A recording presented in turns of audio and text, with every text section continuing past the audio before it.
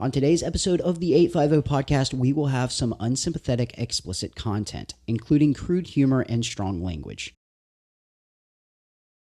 Hey folks, we've got over 100 pre-owned vehicles with 20 of them under $20,000 that are safe, sound, and affordable. So shop us online at BillKramerGM.com. 6 decades, 3 generations, 1 tradition. Yeah, I'm probably going to need to find another job. Oh my God. It's just kind of like, well, it's like, because I'm not getting rid of the podcast. I'm having too much fun, dude. Yeah, the podcast is cool. I mean, it's when it builds up, there's a lot of opportunity. Yeah, make sure that the mic is in front of the mouth. Yeah. I know how to use these. I just talk like this. But okay, yeah. So Boston. Yes. Okay, first of all, Slice House. I remember Bricks and Barley being in Bay Point, and isn't that where we met?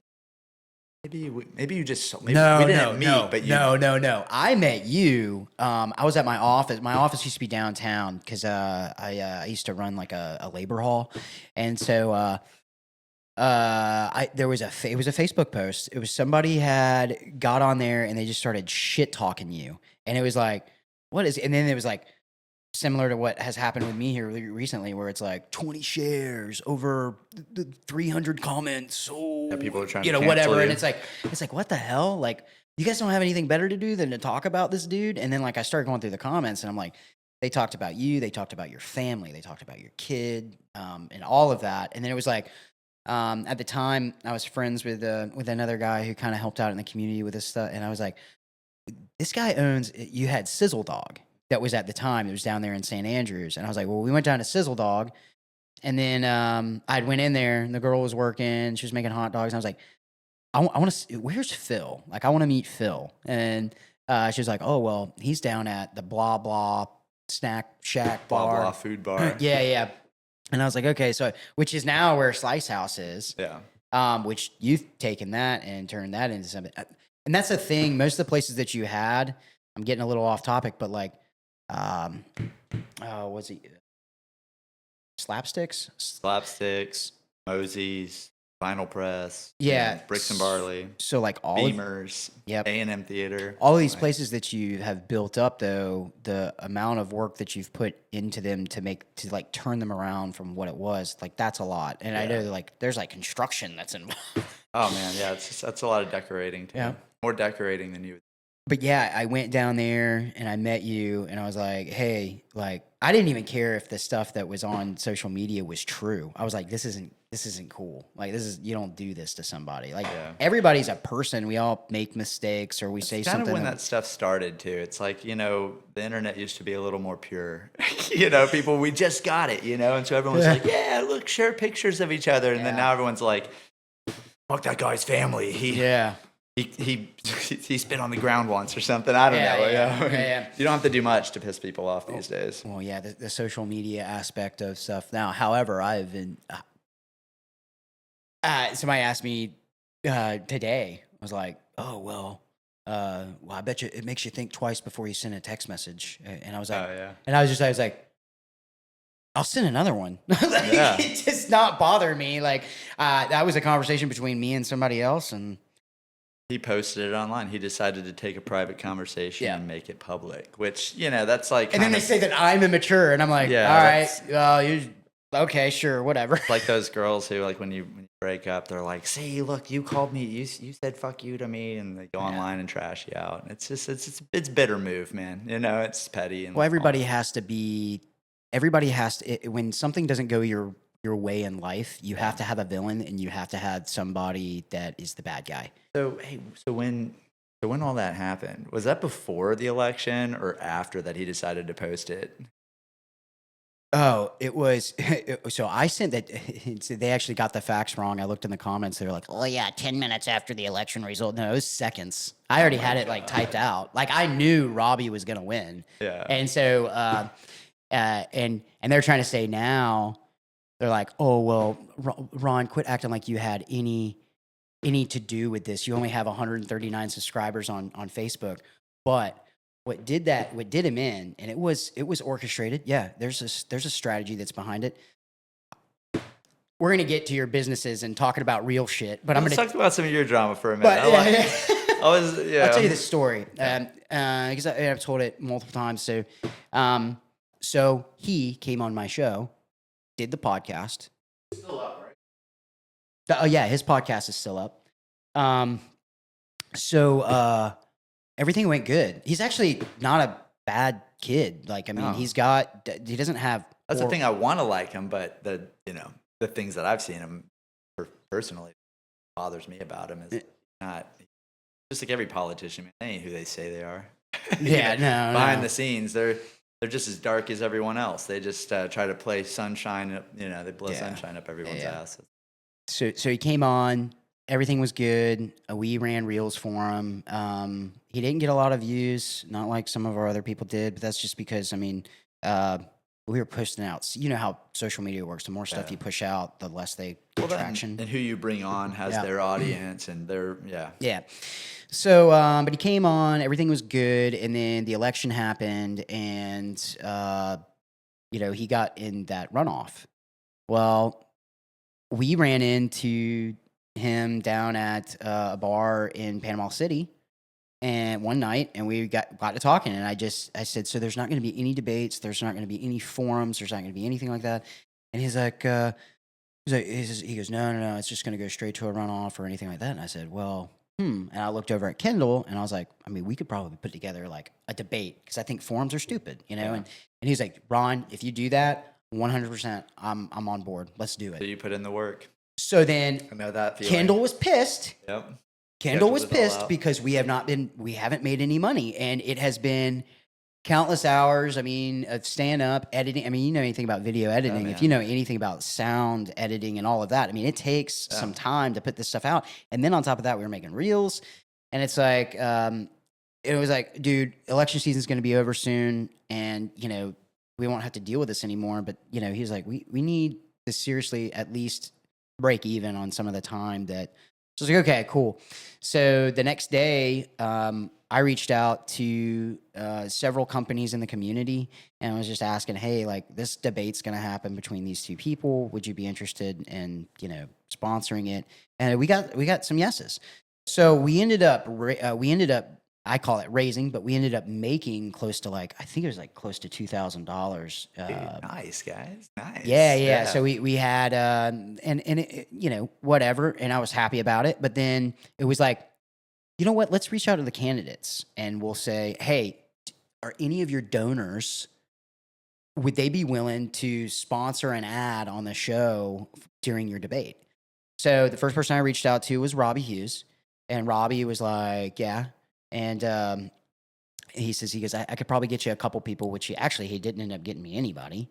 And then when I called him, I was like, hey, and I said the same thing that I said to Robbie.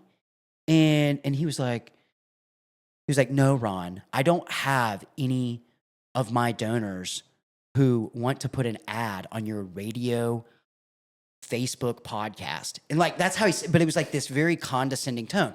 Now, hold on. I know what it's like. Ouch. Yeah. So, I mean, it was definitely a put down. I was just kind of like, okay. Yeah. Like, man, I was so excited about this. You just made me feel like an idiot. Yeah, exactly. Fucking asshole, dude. So I'm just like, but here's the deal. I have grace. So I didn't put him on blast, because I was like, you know what? When I talked to him, it was in the middle of the day. And I know that kid had been working hard. He probably knocked on freaking 100 doors that day, and was probably feet hurt. He was sweaty, and I'm calling him trying to get money. And he's like, no, dude, but my side of the story is I haven't made any money. I have nothing to gain. You have everything to gain. You're going to win office. Me, I've done a lot of work for a lot of these candidates. I haven't got paid a damn dime. Yeah. So I let it go. I let it slide. I was like, okay, no problem. Got off the phone with him, and then, there was some chatter back and forth between him, me, and Robbie on the day, because I was trying to get it. Originally, it was supposed to be on a Wednesday. Yeah. Then it was like, oh, nobody wanted to agree, and I literally. It's sounds like a deposition or some So then it was just getting herding cats, man. So then it was Saturday. So then I agreed to Saturday, and then negotiated with both of them on everything that they wanted, and then. We were sitting here, and we were like, one of the one of the things that I hated when I ran for office was there were tons of questions that I wanted people to ask, and then it never got brought up in a forum. It never did. Yeah. So I put it I literally passed the baton to them. I said, "Hey, get me 4 questions that you would want asked also to your opponent, because both of you guys are going to have to answer the same Yeah, question." you're giving it a little bit of 4 some questions. structure to the interview so you have something Yep. that you know is going to happen. 4 questions that you want to be asked, something that you feel like, And so Robbie was like, "Okay, yep, let me see what I can do." But dude, when I asked him, it was like, well, why? I've never heard of this before. Why would I be giving you, why would I be giving you the questions? Wanted to do a blind debate. And so I was just kind of like, oh, well, I mean, dude, this is kind of like what it is. But, and then, and he was like, oh, well, all right, let me see what I can do. I'll get those questions to you.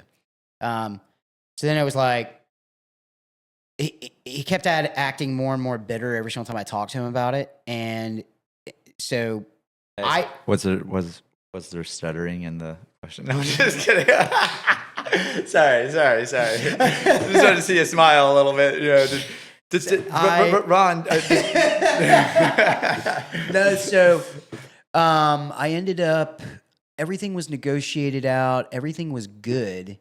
And then the Monday before the Saturday debate, I show up to work and I get a breakup Tinder text.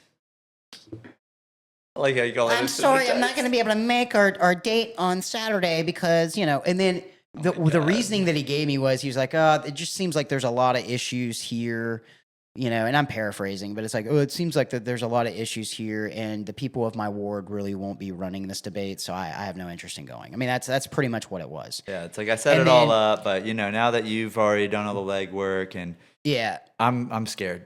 Yeah. I'm afraid of what's about to happen, and it might not go so well for me. So I called him, like, because I'm like, dude, I'm not doing this dumb shit text message, and now I know why you don't do dumb shit text messages, because it'll end up on social media. But so that sucks, man. That's something. It's like you don't expect it because you think you're talking to somebody who has a little class, has a little respect, and because that's a big respect for privacy. I mean, that's the thing that really gets me about it is like, imagine him being a commissioner and doing that to somebody. Yeah. Imagine him representing our city and doing something like that to somebody. Well, and then people are making the argument now. They're like, well, he didn't put it out there. Dude, he screenshotted that shit and he gave it to somebody. And what did he think they were going to do with it?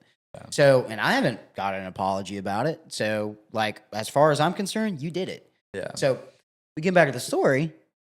I call him. And I say, hey, man, like, what's going on? And he's just like, man, I got another community event going on Saturday, and it just seems like it's going to be more of this thing. Didn't say anything about anything else, and I knew he was acting weird. And I was like, I don't understand why you are acting so freaking weird with me right now, dude, but then I find out. So I'm like, dude, now I have to call back several businesses, and I have to say, hey, I gotta, like, I'm still doing the debate, kinda. It's gonna be more like a Q&A. Yeah, you have to basically unwind it and rewind it to something new. Yep, and Robbie's coming on. Yeah. And so we got one guy here. I mean, we might as well. It's good content, Dude, the one business though, and this is really shitty too, because the one business that I did receive money from, I've known the business owner since I was maybe 12, 13 years old. He actually helped coach one of my baseball teams. And so he told me, he was like, you mean to tell me you called me, I paid you X amount of dollars, I gave you a check, and you didn't have any of this secure? And I'm like, no, I did. He backed out on me. And he goes, all right, dude, yeah, well, yeah, you just when you get the check, because he sent it in the mail, he's like, when you get it, just rip it up, man. But like, dude, don't come back to me asking me for money again, because that's ridiculous. Like, I mean, and I'm like, so now I look. You would think he'd be stoked, right? Like, oh, you mean I don't have to spend the money? Cool. He's like, you wasted my time. Yeah. I went through the shit. Like, I went through this thing. So, which I mean, in all reality, I'm kind of like, Well, all right, dude, But suck it up. But it just but it just sucks the way it got handled, and then you got blasted on Facebook. Nothing well, no. feels So good about that. I went on Facebook. I think it was like the next day, or maybe it was that evening, and I made a video, and I was like, "Hey, this kid backed out. He's not a man of his word." That was the only thing that I said cross about him, and that's 100% true. Yeah. He's not a person of his word. He didn't keep it. Nope. Right? He cannot be trusted when it Yeah. comes to agreements. Yeah. And one of the main things that you do sitting as a commissioner is agreements all day long. Yeah, it doesn't need to be in writing. You need to be able to do what you say you're going to do. Yeah. And then you're going to sit there and you're going to put somebody like me on. So you couldn't keep an agreement to a dude wearing a t-shirt and a baseball cap. How in the hell are you going to make an agreement with FEMA? To a whole city. To a whole government. For a whole all city these with a government huge entities. budget. Yeah. And then, so Those numbers would like blow his mind, So I put that video out, and then man, after I put the video out, I was like, I know it might cause some. Yeah, of course. Whatever. Why not, man? And You're gonna get some. There's always gonna be a couple of people who are like, "Fuck you, dude." And yeah, you're gonna be like, yeah, exactly. "Oh man, whoops." So our Facebook page got hit pretty hard after that. They're like, dude, I love it. People come to his defense. Every single one of them do. 22-year-old, 22-year-old, 22-year-old. You're picking on a 22-year-old, and I'm like, okay, dude, it's a man that's supposed to have that position. That's an adult. Yeah, That's an adult. An 18-year-old's an adult. He's old enough to drink. Yeah. I mean, come on. Why do you keep calling him a kid? Because you keep calling him a 22-year-old You kid. were about to make him the commissioner of the town. Yeah. Why would you? Yeah. You keep calling him a 22-year-old Yeah. kid, and I know 22-year-olds that you can go visit Well, their he was grave site that they've gone overseas to go do badass shit, and all he's wanting to do is freaking run his mouth on social media. True. Yeah, your background definitely creates a different perspective. And that's what people don't understand, man. It's all about perspective. Yeah. Because they're seeing it from their eyes, and that's all they see the one side, the hurt 22-year-old. But dude, like I said, they're about to make him the leader of the city. The guy's got to have a little gumption, He's got to have a little. Oh yeah. He's got to be a man of his word, and that's important. I mean, that's what we are, right? I mean, that's how I run my companies. If I tell an employee I'm going to do it, I don't need a contract. It's going to get done. Yeah. And that's a big part of when people challenge that. That's the one thing that I'm like, no, Yeah. fuck you. Yeah, I don't fuck with that. When I say I'm going to step up, I will work my ass off to make sure that whatever I said was going to get done gets done. That was the conversation I just had before we walked in here. Was I rented another apartment for an employee up in Massachusetts, and then the guy I got it for is backing out, and I'm like, okay, well, I was about to rent another apartment because I'm doing that whole move, and it's been a whole, Yeah, dude. nothing like expanding your We're about to get on it. We're about to talk about that, but Well, the haters, I think it's fun because it segues. Every bit of it has a hater. Like even like I can tell you, like we just started the Facebook, right? Union Square Slice House, and one of the first ones that shook my wife because it's her business too. Yeah. And someone goes on there and goes, "Oh, we don't want any of these red state fucks here."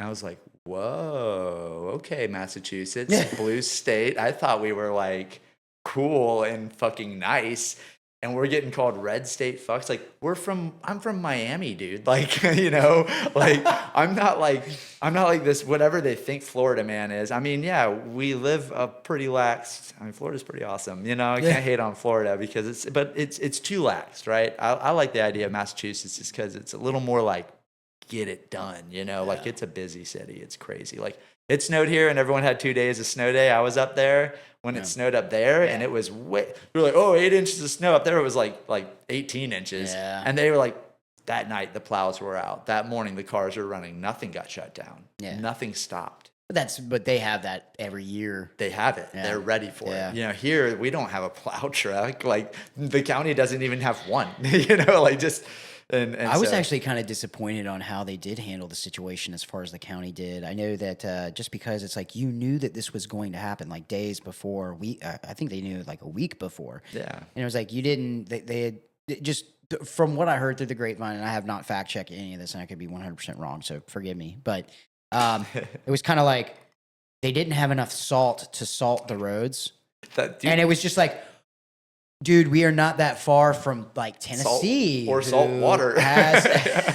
we're not that far from Tennessee, which has like this type of stuff all the time. Why didn't we send trucks up there to make sure that we had salt to bring down here and do stuff like that? Even up in Massachusetts, they were running out of salt because it was one of the coldest winters we've had. Try to come a little bit closer. Yeah, it's like one of the coldest winters we've had. Yeah. You know?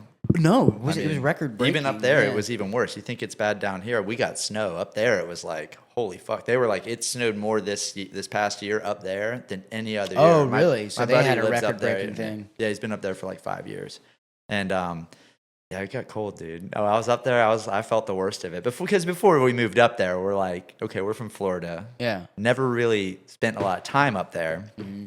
We got to at least spend a week up there in like January, we got to at least experience it. And if it's cool, if we can handle it, and then cool, we'll get a place up there and try it. Yeah. And mainly just because of the healthcare is really good. The school system's great. It's a space to launch this franchise because I'm franchising Slice House and Burgunbarrel actually. Yeah. And franchising out of a small area like this is a little bit harder than going into a main hub like that where there's, just the travel. It's like I can get a ticket out of Boston Logan Airport to like Orlando for like $75 round trip. Like no shit. It's like $36 there and then back. It's insane. It takes me 6 hours to drive there. It takes me 3 hours to get there from Boston. Like that's crazy. Yeah. Just that being an example, all the major hubs, the way this company, we hired this company that's going to market our franchise and sell us. And so they get a commission on our franchise. We paid them a fee basically to come in and write our whole situation. It's kind of interesting. I kind of ran into them over a course of time and then we went and visited them. And sorry, just to jump right into that. It's been a crazy experience. It's been insane. I sold 5% of the company to an investor who's bought in to help us kind of achieve it because it's like it costs a little bit to do all this stuff. So I got this guy. I won't name him. Well, I can name him, but he's cool. He's become a friend because he became our first franchisee here in Panama City. We remember when we offered up the franchisee thing? Yeah. So our first guy who bought in on the franchise, right? He came in and then he had like kind of a partnership thing going on. And it just didn't really work out. Everyone wasn't really jiving too well. And we were like, man, he was the one who brought the money in. And so I kind of, I offered to let him just kind of keep the franchise. And then we talked for a little while. I'm sorry, I'm explaining this a little funny because it's kind of a weird story. But he, I offered to let him kind of throw in a little more and join the whole company and not be a franchisee anymore, just become a partner. It's not like a silent investor. He's like it's like a non-voting share. He doesn't have to really be involved in the company as much because that was what he was wanting to do as it was a group of people doing the franchise. Yeah. Because you never know when you break stuff off like that into LLCs. It can be 2 partners, 3 partners. It could be a group of dudes. Like it's always sunny. It could be that situation. Yeah, we all want to buy a pizza place. Like cool, all right, $30,000 and here's the fee schedule and like here's how it runs. Like we'll teach you guys how to do it. You pay us 5% and we're good. And that's like kind of what we're going for is creating just that super easy copy model, but not like 2 carbon copy. Each Slice House has its different kind of, from the Krusty Krab pizza to the pulled pork pizzas to the Mr. Pickles, all of it's kind of each location has its only, the one and only that they have. And then that kind of creates that pub crawl style vibe of we're like the new Lynnhaven one is gonna have some like bayou, we might do crawfish, we might do some andouille sausage. There's definitely gonna be like a shrimp pizza, There's that would actually. Dude, yeah, we did one at Bricks and Barley, the shrimp scampi pizza. It was just literally. So where's the location gonna be in Lynnhaven? On Florida Avenue, across from Victoria's Last Bite. It's like it's perfect. It's a house. It's an old house. That 3-story house. So you're doing it there. Yeah, this guy. So this is a cool story. Hey, Will, I'm checking to see if you have everything ready for the celebration.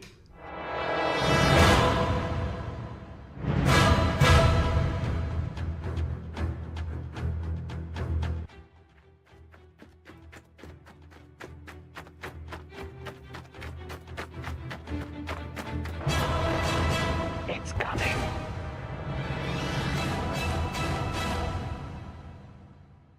we were driving through Lynn Haven one day. Me and Liz were dealing with something, and I was like, you know what? I just have this fucking feeling about that house, you know? Yeah, I I just know had which a house you're good, talking about. yeah, that blue house. It's 3 stories. I was like, I want, it was for sale when we had drove by it. And I was like, what if we went and just, you know, see what they would do? You know, this doesn't hurt to ask. And we go over there, the for sale sign's gone. We're like, fuck. So we went over to Wild Root and got a latte. And then we were like, well, you know, let's just look around the house. And we ran into the guy we talked to the guy at Wild Root, and he was like, you know, yeah, the guy who bought it's pretty cool, you know. So I was like, if you see him, that'd be awesome, you know, say something, give him my number. And then we were like gonna leave, and we're like, let's just walk around the house. We go around the house, and there's like a guy, like looks like he's like a worker tearing some shit apart. And it's the guy who bought the house. He's like got a tractor out there. He's like fucking around with it. He's super cool. Like just looked like you say, looked like the help, you know, looked like he was there to do the work. I'm like, hey, yeah, do you know the owner? He goes, I'm the owner. And I was like, oh, okay. And we're talking out front. And this is kind of one of those moments where like Slice House's energy is like everywhere in this town. It's awesome. The county really knows us. Like we're out front, we're talking about it. Me and Liz are there, and everyone who's walking, every person who walked by not only recognized us, but asked us if we were about to open a slice house in that building. Yeah. Because we were sitting there talking to, you know, it looked like a real estate deal going down, you know? And after the third person that did that, Jared is the guy who owns it, looks over at us and he goes, well, I guess we're going to open a slice house here. So send me a plan. I'll send you a rough design of, you know, the floor, the blueprint of the house, and then, you know, draw it up how you want it. You need it to be built, and we'll build it.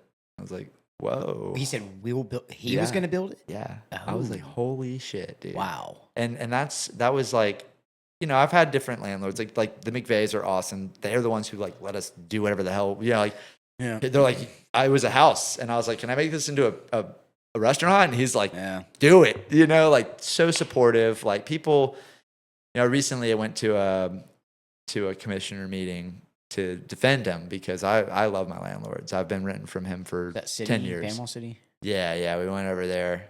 Daniel was there.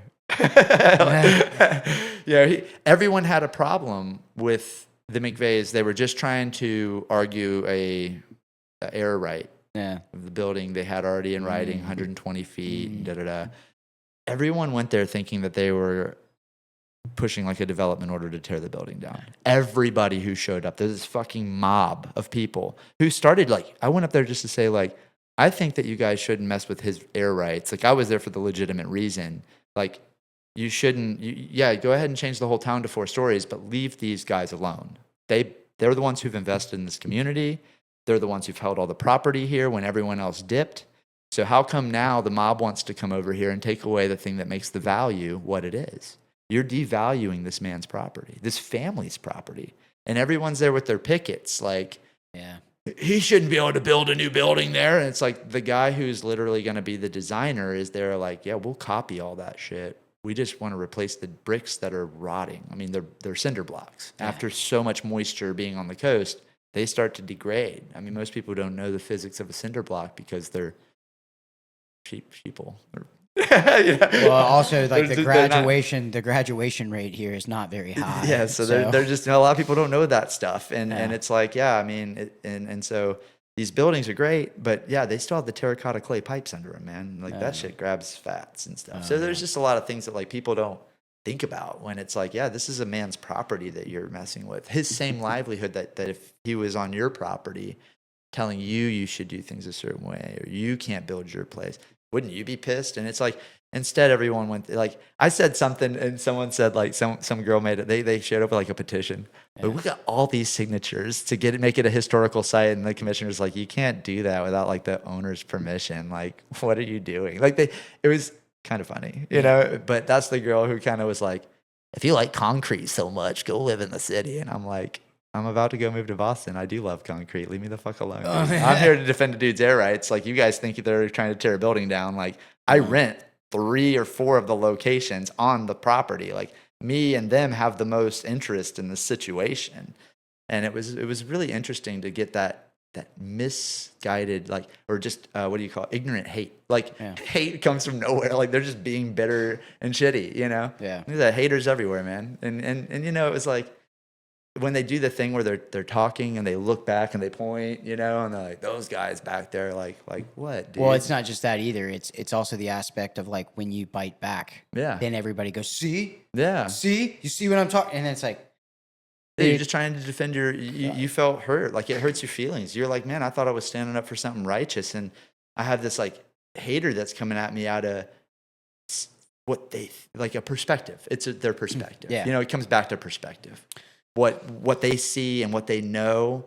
And you can't hate them for it, but they hate you for it, because that's where the, be the bigger man, mind over matter, all those sayings that they have that, they teach us to be patient with the dumb people. Let them be dumb. They will either realize it or they won't ever have a chance to be your friend, or be a part of your crew. Yeah. I mean, that's why when you have a crew of haters, probably a few successful people amongst that crew, I mean, success doesn't come with a little hate, I'm learning it the hard way right now. Yeah. I mean, I've walked away, I've gotten out of partnerships that, it's just like, imagine breaking up with a girlfriend, but you own a fucking business that has, 50 or 5,000 friends and followers on it. And so it all, those high profile, messy kind of breakups, it's dangerous, Well, and then it consumes you, that was one of the things, getting back to finishing that story that I had started earlier. It's the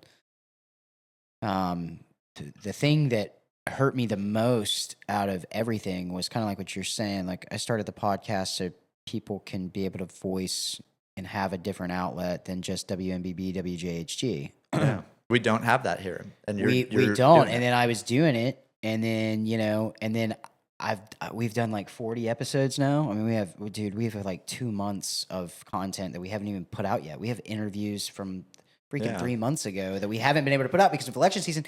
And I've done all of this. And then I get this guy gets on Facebook and then he makes a post. And he's the only one out of anybody that has come on and that has gone on social media and said, these guys were trying to set me up. They misrepresented, and then like, no, dude. And he misrepresented us all the way down. And then it was like, sorry, dude. Yeah, when you lost, you got a text that said, get fucked. Because people around here, they're not stupid. But I will say this, that strategic part of it, because I didn't get to finish this earlier. Yeah. You asked me earlier about the video and everything that we released. So because we released, he had went up to, after all that went down, I got contacted on Facebook by somebody in the community who has interest in that race. And they said, hey, I got a question for you. And I said, yeah. And he says, why didn't you ask him about his stances on abortion? Why didn't you ask him about his stances on gun rights? And I was like, well, it's a local race. I mean, that stuff doesn't come up, man. Yeah. I'm not going to ask that. The commissioner can't pass a city ordinance on abortion. I was like, that's completely freaking stupid. Like, I wouldn't ask somebody about that. And by the way, I talked to him, and like, he likes guns. We talked about guns. So I don't know what you're talking about. He goes, well, that's not what he said in Tallahassee. And I was like, what do you mean? And he's like, yeah, I'm sending you something right now. So he sent me 2 videos. One was a video where Daniel, and look, I get people's opinions on stuff, but one of the videos was him getting up in Tallahassee, and then he says, well, a fetus is not a child and it shouldn't be treated as such. And then I was like, well,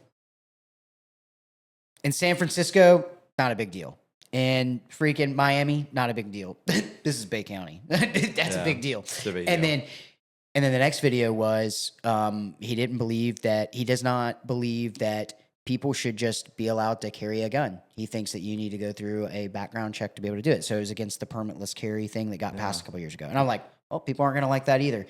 And I sat on it, and I was like, I'm not going to put this out there. That's stupid. It's irrelevant to the area. And but then my friends who live on social media just start telling me about all these things that are being said. And then I was approached by somebody who I'm pretty good friends with, who caught him saying some things downtown in a bar about me that were very defamation, very untrue. Yeah. So I was very, very unhappy. Yeah. And I looked at the results from the race, and it was like, okay, he needs to pick up all of Ed Young's votes. Yeah. And Robbie is going to get the same votes. And so, Robbie needs to pick up some of Ed's, and that just might not happen. But Ed I don't Young. know. 100% of Ed's stuff wasn't going to just go to Daniel. I mean, if Well, you had yeah. to, So, if I looked at like the voter turnout for that race and had found out like through some digging that most of Ed's voters came out on election day. They didn't do early voting. They didn't Right. do absentee ballot. They didn't do any of that. They came out on the day of. So- Most of his voters did. in those runoff races, do they do another vote where Yeah. people come out? Yep. Well, Okay. they have the day of, and then they have early voting Okay. the week before the day of. So I sat on those videos throughout that entire week. Yeah. And I think it was was it Thursday or Friday? Thursday or Friday before the election on Tuesday. I went, boom. What's surprising to me is I have ran into several people that I go to church with, and they're like, I wish I would have known that because I early voted, Ron. Yeah. And if I would have known that beforehand, I wouldn't have voted for him. And I was like, oh. And I threw it out there, and it was a big to-do. It blew up, and yeah. And right now they're trying to say, so he lost by 39 votes. And everybody, man, that's yeah, it's close. very, very close. my God. And so what I think is We extremely, almost had a very young commissioner. Yeah. That would have been terrible. yeah. And so he said, so there are people that were on social media, and I've ran into some people out there, and they're like, you're stupid to even think that you would have had a hand in that race. And I'd be like, let me tell you something. On election day, I ran into two people downtown. Those two people came up to me and they said, if you wouldn't have put those videos out, we would have voted for him. We voted for him in the first one, and we changed our vote. Now that's 2 votes, and those Yeah. are just people that I met. Just ran into. Pretty fucking. So yeah. I'm pretty sure that, first of all, I do hope he learned. Yeah. I hope he runs again. Yeah. I think he doesn't have horrible views on. He Yeah, needs to stay the hell out of national and state politics. He definitely he made some waves. It's cool. But Young guy doing the thing. But now, hopefully you learn. First of all, like people are like, well, you can't be trusted, and be like, dude, if you go through life just trusting everybody, you're gonna be a very, very miserable person. So quick politics thing. Yeah. How do you feel about Alan Branch? Do you like him? He's cool, right? Alan is very unique, and he has been very encouraging with me for the podcast. Cool. That's good. I don't mind him. I actually just find it interesting that a brewery owner and he's kind of got a lot of interest in the area, is now the mayor. I think it's interesting. So I don't think it's wrong for a business owner to be mayor. That dude is a marketing guru. I think he's really good at it. Like, I actually respect what he does. Like, I look like, it's like when you respect someone, or when you see what they do and you're like, a good idea. Like, it's like why didn't I have that idea? Kind of did the bluey kind of graphics on his mayor signs. I thought that was really clever. Because I mean, it's just clever. It just looks good. It was the one that catches your eyes, and I mean, not that he already, like, come on, Doc Rohan again. Like, we weren't gonna do that again. No. But he's a great alternative to a guy who clearly doesn't want progress. He does want to build things up, and he's willing to tear shit down or revitalize and put the effort into bringing something up. Like, I like that because I do that. I take an old building. I don't try to, that's why it got me when, everyone thinks we're standing up for a development order and we're standing up for air rights. It's like, no, the building's going to be there for another couple of years. Y'all chill out. We will run the fucking tires off that thing. Yeah. Don't worry. But we just want to protect the fact that you can build a 10-story building and not a 4. Yeah. Way more, hey, you could sell it probably for $8 million versus $6. Like, come on, let the family make some Actually, money. you were talking about that real estate agent earlier. I think that there was an issue with property that he has in St. Andrews for the same thing. Mm-hmm. Wanting to build commercial. I think the argument is St. Joe was allowed to build above. Yeah. When you look at Hotel Indigo, but then when somebody wants to do it over in St. Andrews, well, it still says, even in the verbiage of the new law that they passed, that there could still be variance. Like, it's like they just kind of did a blanket height, but he could still bring a solid design that does go over that, and they could still approve it.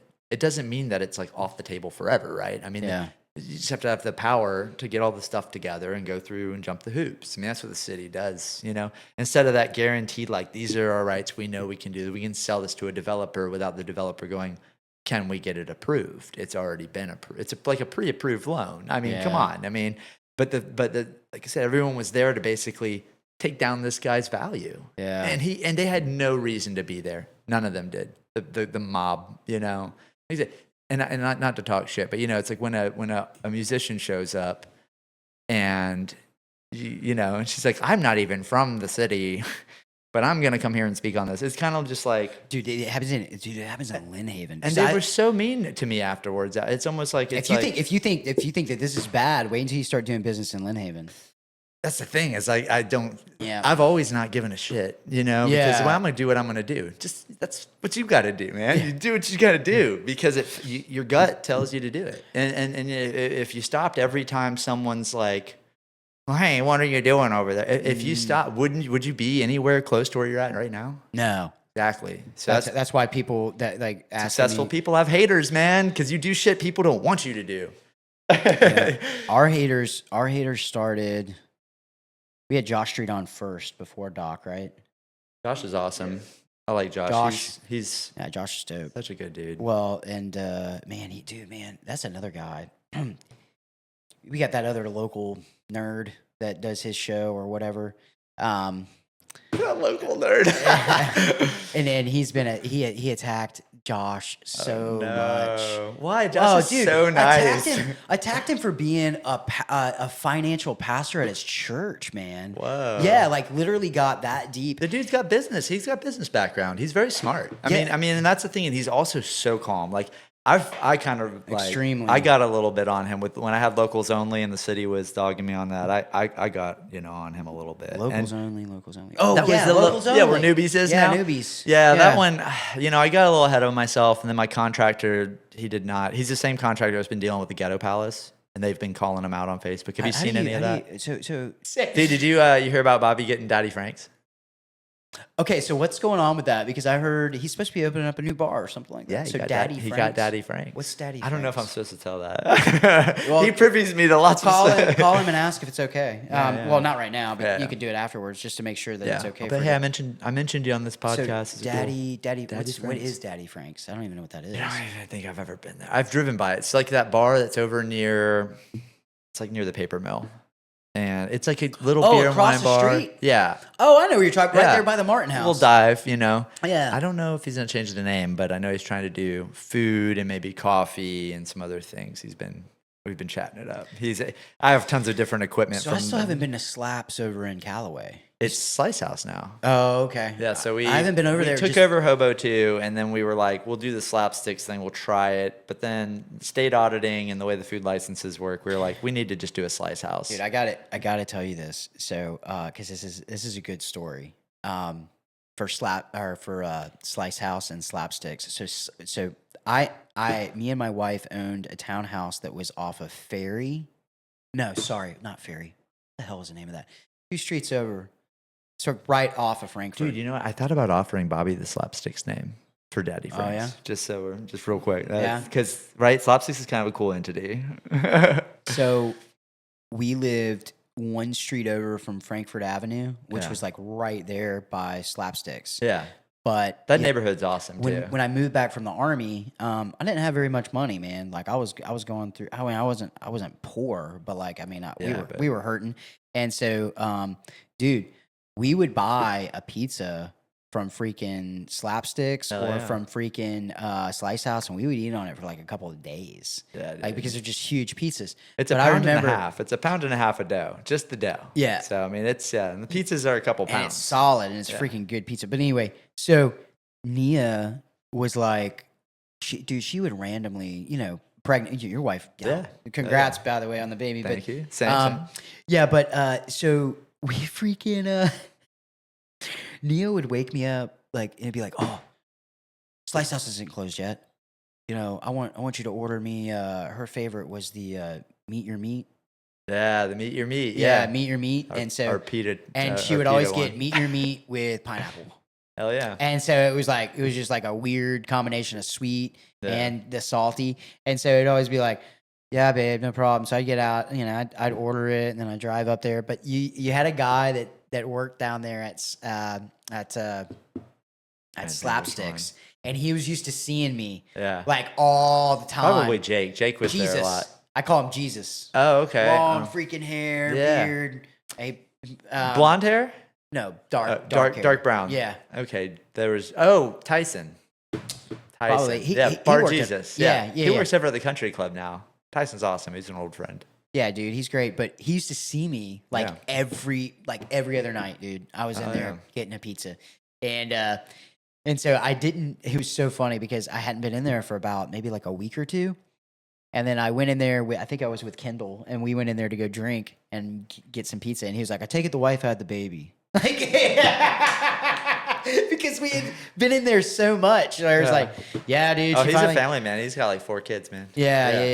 Tyson's awesome. I think he had told me that. But yeah, dude, that's the reason why. But what sucks about it is like now, dude, I haven't been.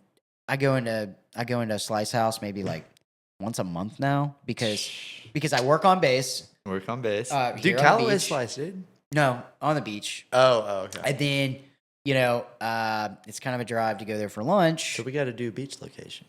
Well, no, what I'm saying is the fact that you're coming to Lynn Haven, because I live in Lynn Haven now. Oh, okay. So the fact that you're in Florida Avenue is probably like 4 miles from my house. So it's like not even that You long. could almost golf cart there. Huh? You could almost golf cart there, but you got the Porsche, so. Yeah, dude.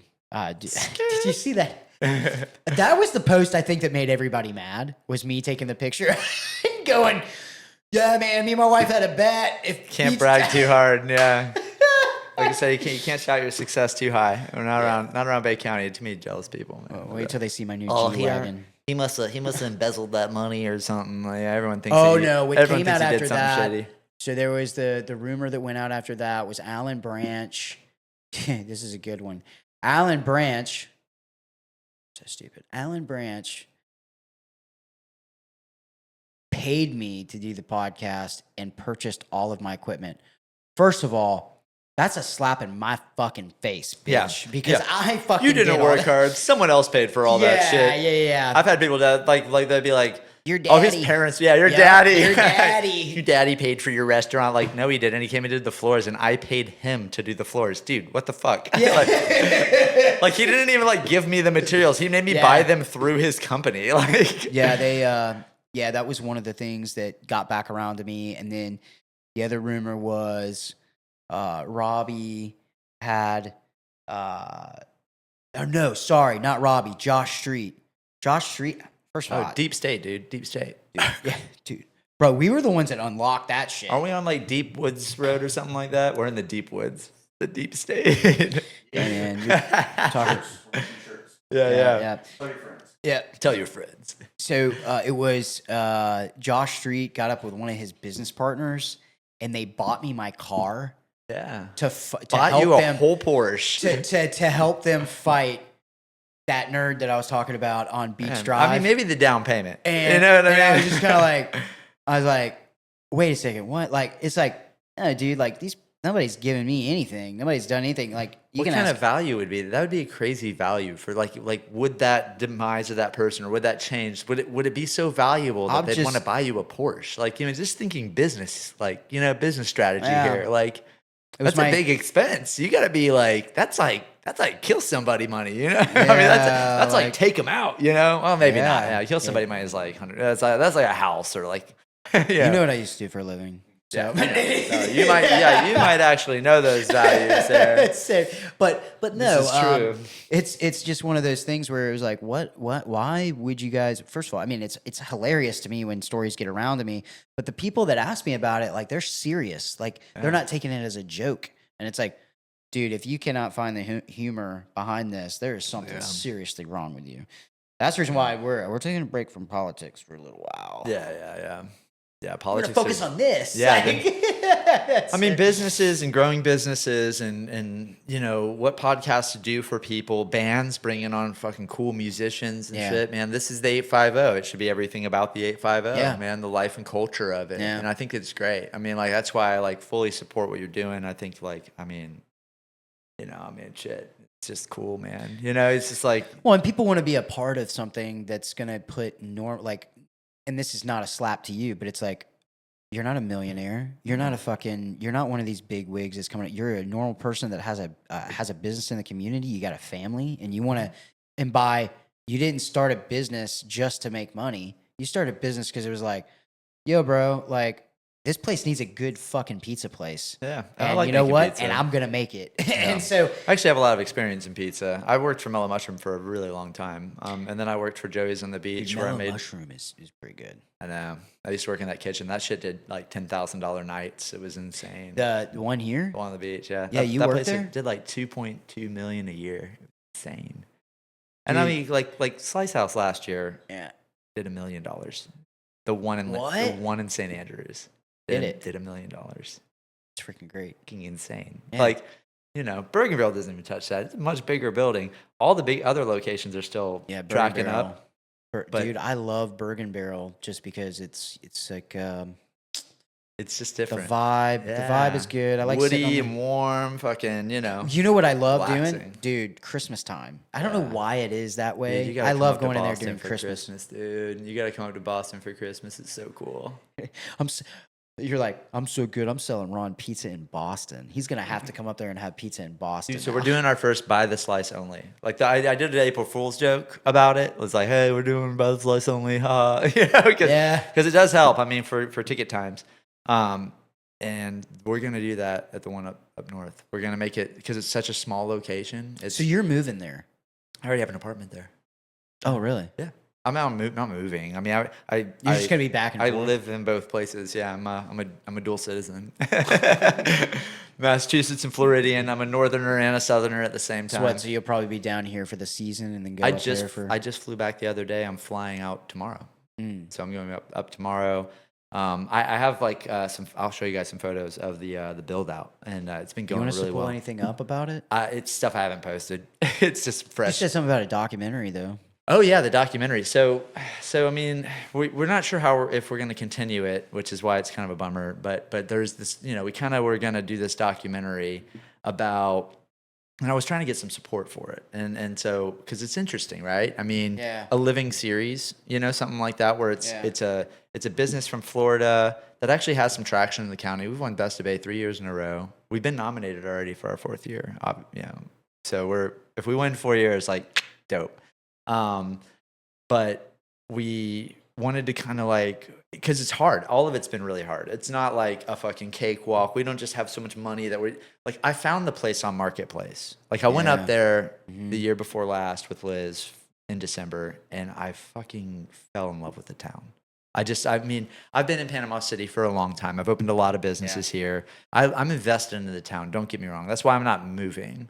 And I try to tell people that, like, I'm not moving, I'm expanding. I'm expanding my horizon because I've been here for so long. And you know, honestly, that commissioner meeting, I brought it up because it's kind of what solidified it for me. You know, at first I was like, you know, no, I mean, I like it here and all that. But going there and seeing how, you know, just being kind of like talked down to just because I was trying to defend my own landlords, like, it just made me feel like, man, this city's just a little, maybe too young, or not young, but, you know, I just wanted to go somewhere bigger. You know, I just want to try my brand, and like, you know, I've won best in the county 3 years in a row. Like, this pizza, so when we went to Boston, their pizza fucking sucks. Like, every pizza sucks? Yeah, dude, every pizza place we went to, we were like, this isn't good.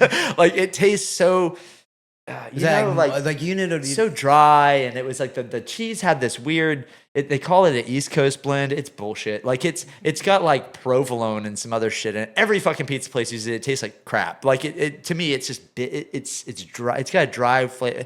I don't drink Merlots, right? I mean, I like a Cabernet. So, you know, my pizza is a Cabernet. You know, it's buttery. It's fucking whole milk mozzarella. So, and there's other things that we do that they don't. You know, we do the sourdough. We do things that are trending right now too.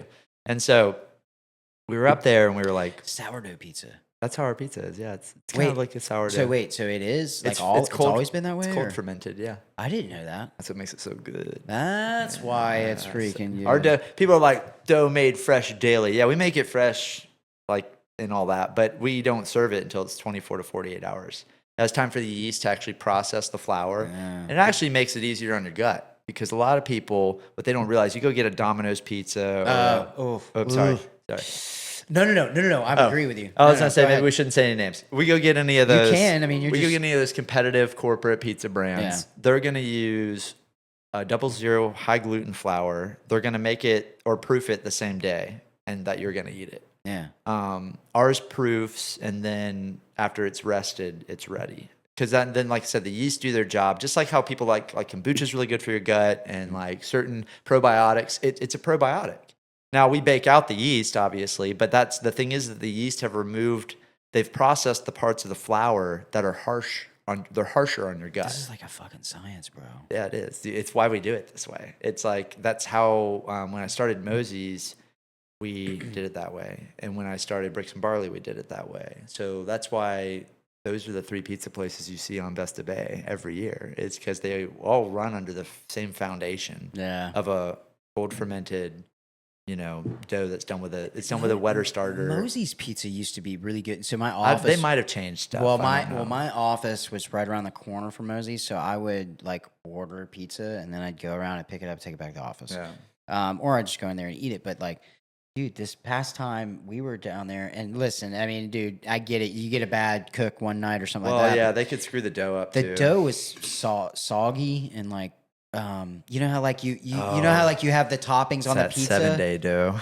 That's what I call it, because it's like it's a living thing. Yeah. So when you make pizza dough, through the process, right, you have this window after the 24, 48 hour window where the dough is ready, and that always depends on how it's how hot the water was you use, the temperature of the literal water, the temperature, how fast it made it to the fridge, all that stuff. But it's usually within the 24 to 48 hour window. It's ready. Then you have what's nice about that kind of dough is it gives you like a 5-day work time, and that's what makes it a little easier to manage. You'll have a 5-day work time with it, but by that 5th day, I mean it's a little looser. It makes a good slice pie, but not so much like a single pie situation. Yeah. And so it's Yeah, what are the problems what are the biggest problems? And I know we're talking about pizza, but I mean that's your business. Pizza's but like, great, yeah. what are the biggest mistakes that pizza companies are making right now?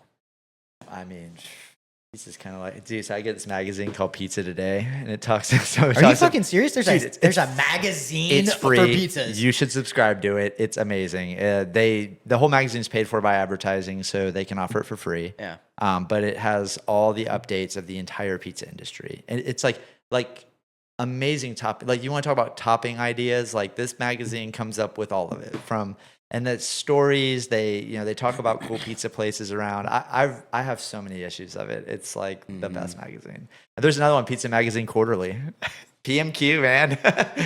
Pizza is a culture. It's a whole culture. I mean, there's an entire expo for pizza that's done in Las Vegas, and there's a guy there, Tony Giamaggi. He actually did the Slice House by Tony Giamaggi. Yeah. It's over on the West Coast. That's his franchise. But his is specifically called Slice House by Tony Giamaggi. That's his business. Ours are a little different. We kind of do the individual names, and so it kind of puts us a little more camouflaged with all the other slice houses, because I mean there are slice houses all over the U.S. Yeah. Ours are specific to the branding and just the style, and we're trying to keep it still like your neighborhood slice house, so each one will have that neighborhood feel. It's not going to be like on the main drag. You'll never be going down the interstate. Maybe one day, but I'm trying to keep it where you'll never go down the interstate and see a slice house on there. I'd rather it be in a downtown area, like in a community where there's Organic. Yeah, people are there. I mean, and the thing is like you're bringing something that's really high end to the table. People on the interstate don't give a shit about that. They need something quick and get the fuck out of here. It's gotta be cheap, Yeah. And so, I mean, I like, because it's not just about the product you put out. Because I mean, you choose your customers through your product, right? I mean, if you want cheap customers, carry a cheap product. Yeah. If you want good customers, like people who really give a shit, then carry some give a shit products. Products that you give a shit about. You well, know, because well, nobody wants to be, you know, nobody. I just had this topic. I just had this conversation with somebody, but it's like nobody wants to drive a Honda Civic. Nobody wants to. Like, that's just what you can afford, and that's what you know. So, everybody wants to drive the Ferrari at a Honda price. right. So, but the thing about it is when it comes to like pizza, like if you want the cheap Domino pizza, you know, that if you want the cheap brand name pizza, you know, well, and you want to buy pizza out of, you know, a Publix frozen food aisle, then that's on you. Yeah. But if you're looking for, it's almost kind of like luxury. If you're looking for a luxury and like pristine, like how something should be done, then you're gonna pay for it. Yeah. I mean, it's just not free. Like Yeah. nothing is free that's good. And Like, honestly, if like people don't, if they remove the concept of like, yeah, it's a slice, but like that shit weighs like a pound and a half, Yeah, dude. I'm not Like gonna it's lie. not like we've thrown them on the scales after the fact. Like honestly, that'll be my next video I put online. It'll be just us taking the house slice and putting it on a scale and being like, that's how much is in a slice. well, Like, and then also like, I talked about the size of the pizza earlier. Yeah. Like, I think at the time it was like a large your meat with pineapple was like I think $32. yeah. It's like, dude, and like people are like, oh, that's so expensive for a pizza.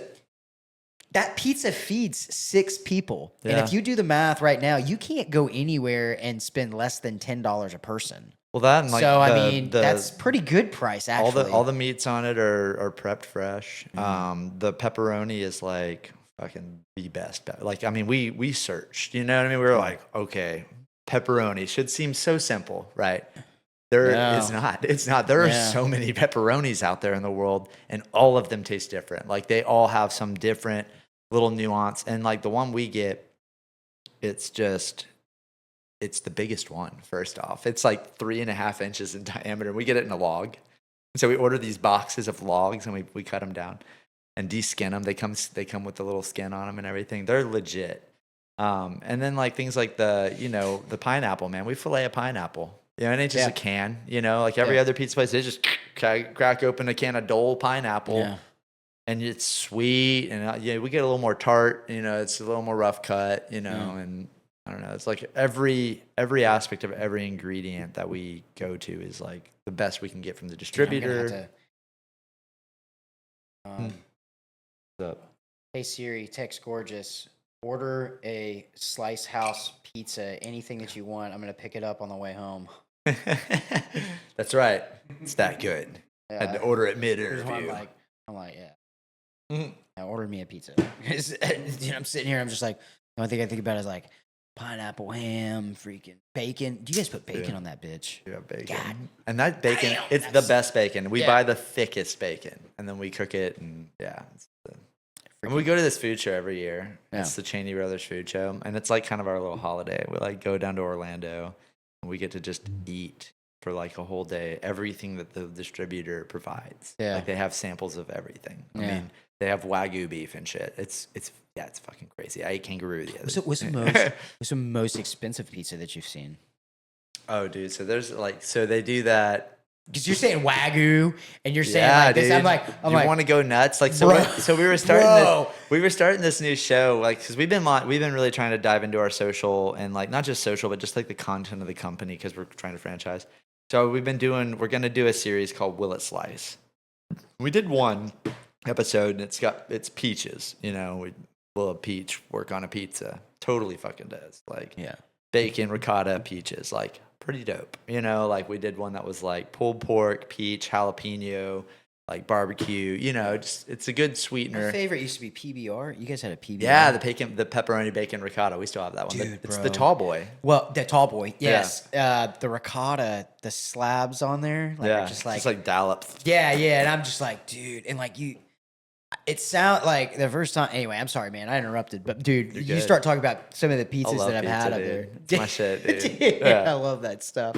What was the one that you used to like, Kendall? You used to get oh, I'm trying to remember. What did you? Ooh, that was.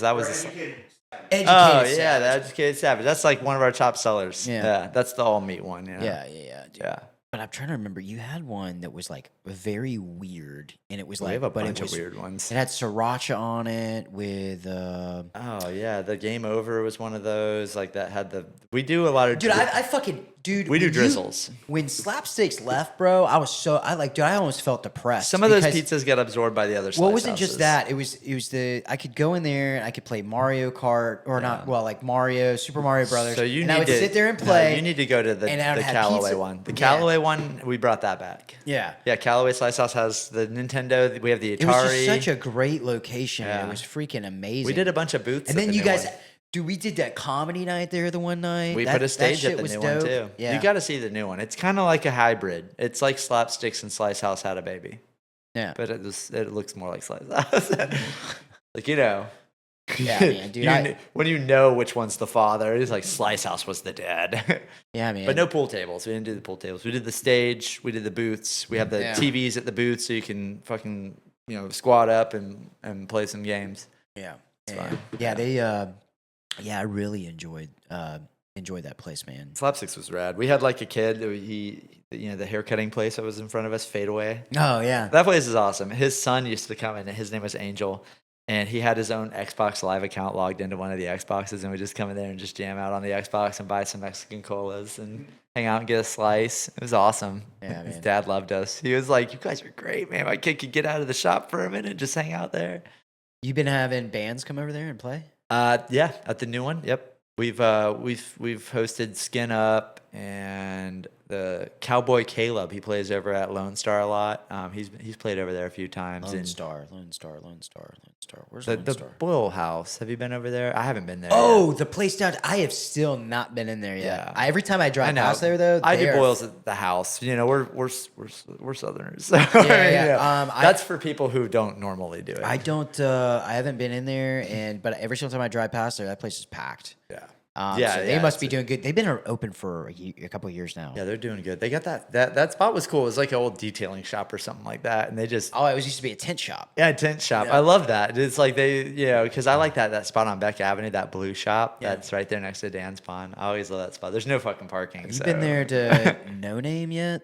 The new No No, Name? the new one on the bay. It's actually okay. Yeah. Well, Matt did a lot of the work. I mean, not to throw that out there, but Matt, if it wasn't for Matt doing Bay House, the Bayside Brew House, I mean, honestly, they wouldn't have they would have been way further behind. It's actually unfortunate that they kind of did them like that.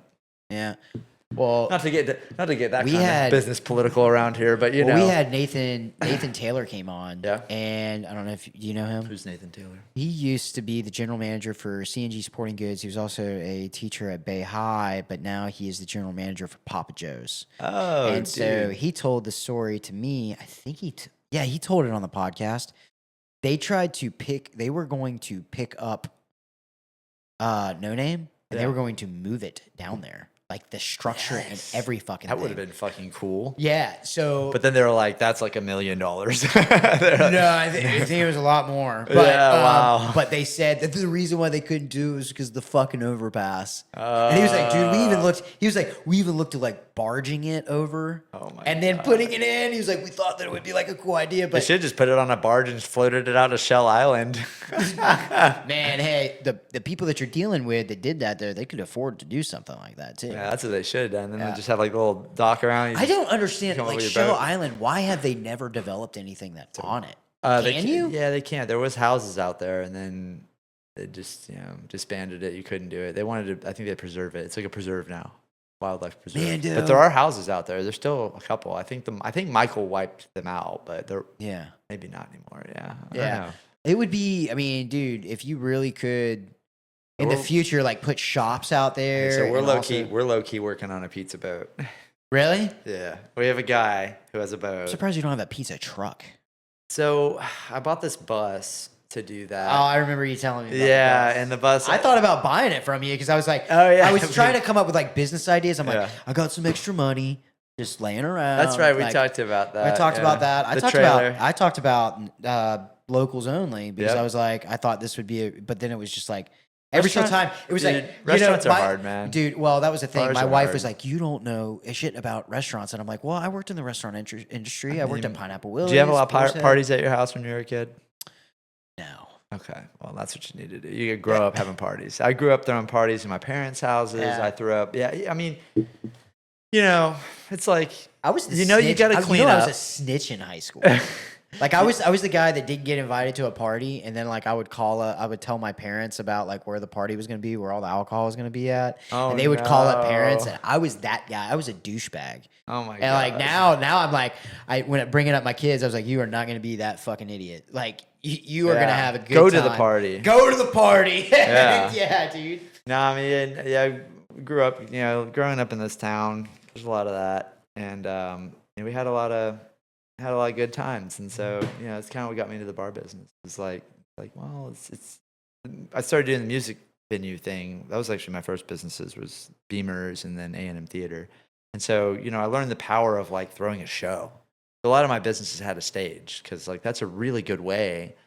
You just opened, right? How are you going to get a bunch of people in there for the first day and get a band there? Have a fucking invite people who are known and could get everyone out there. And so bands work really well. Good food, good drinks, and you're good. You're going to have a good time. Yeah. So it kind of comes down to the confidence in that, because I mean, shit. We used to have enough people at our house parties that would be like, "This is a successful bar." Like, if we were selling drinks here right now, we'd be fucking stoked. But I mean, as we got into I had an alcohol license since I was 21. Yeah. Yeah. I mean, I opened my first business trying to get an alcohol license when I was like 19. And I had to, my brother was like, "I'll sign for it." And I'm like, "You're not the one putting all the money up." So Yeah.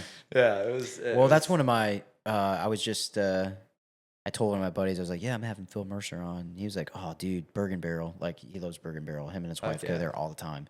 And so, he goes, "Wow." So like, how long? And I was like, "Dude, I've known Phill since like 2015, 2016, something like that." I was like, I mean, I like going to his establishments are pretty good.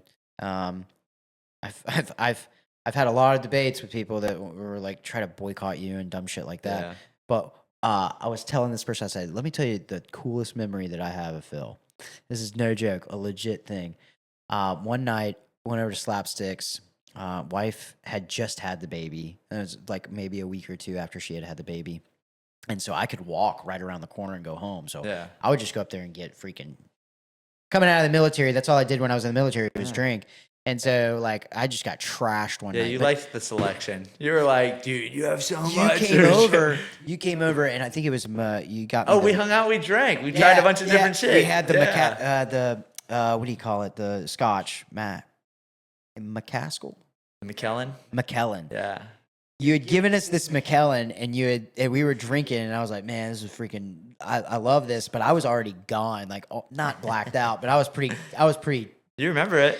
But I was sitting there and I'm like, ugh. And like Kendall was sitting there and we were both having a good time. And all of a sudden, like I just hear all this commotion. I like look out of my eye and I see Phill with his hand on this dude's neck and fucking throwing him out the front door. And I was like, shit. Does Phill need help? And I'm like trying to get up and I'm like, No, dude. like, The fucking oh no. dude called Tyson.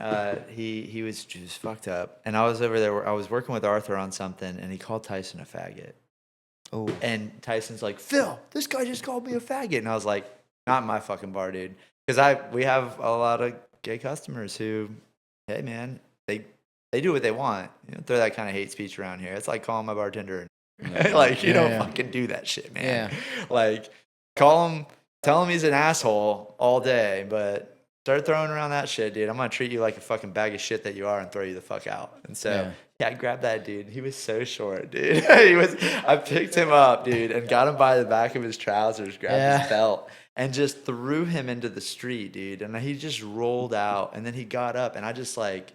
I remember hearing you say, you're like, "Get the fuck out!" Like, and it was like, "Oh shit!" I kung fu. Phill is mad. Phill is like, dude. I've never seen Phill mad. I'll tell the part where he threw the dude out. I'm not gonna. His own friends, who are also my friends. He thought that his big buddies were gonna have his back. No. They were also my friends. And I was like, and they were like, go to your fucking car. And he like points past me. He goes, "It's over there." And I was like, "Then go." And then he got into his car.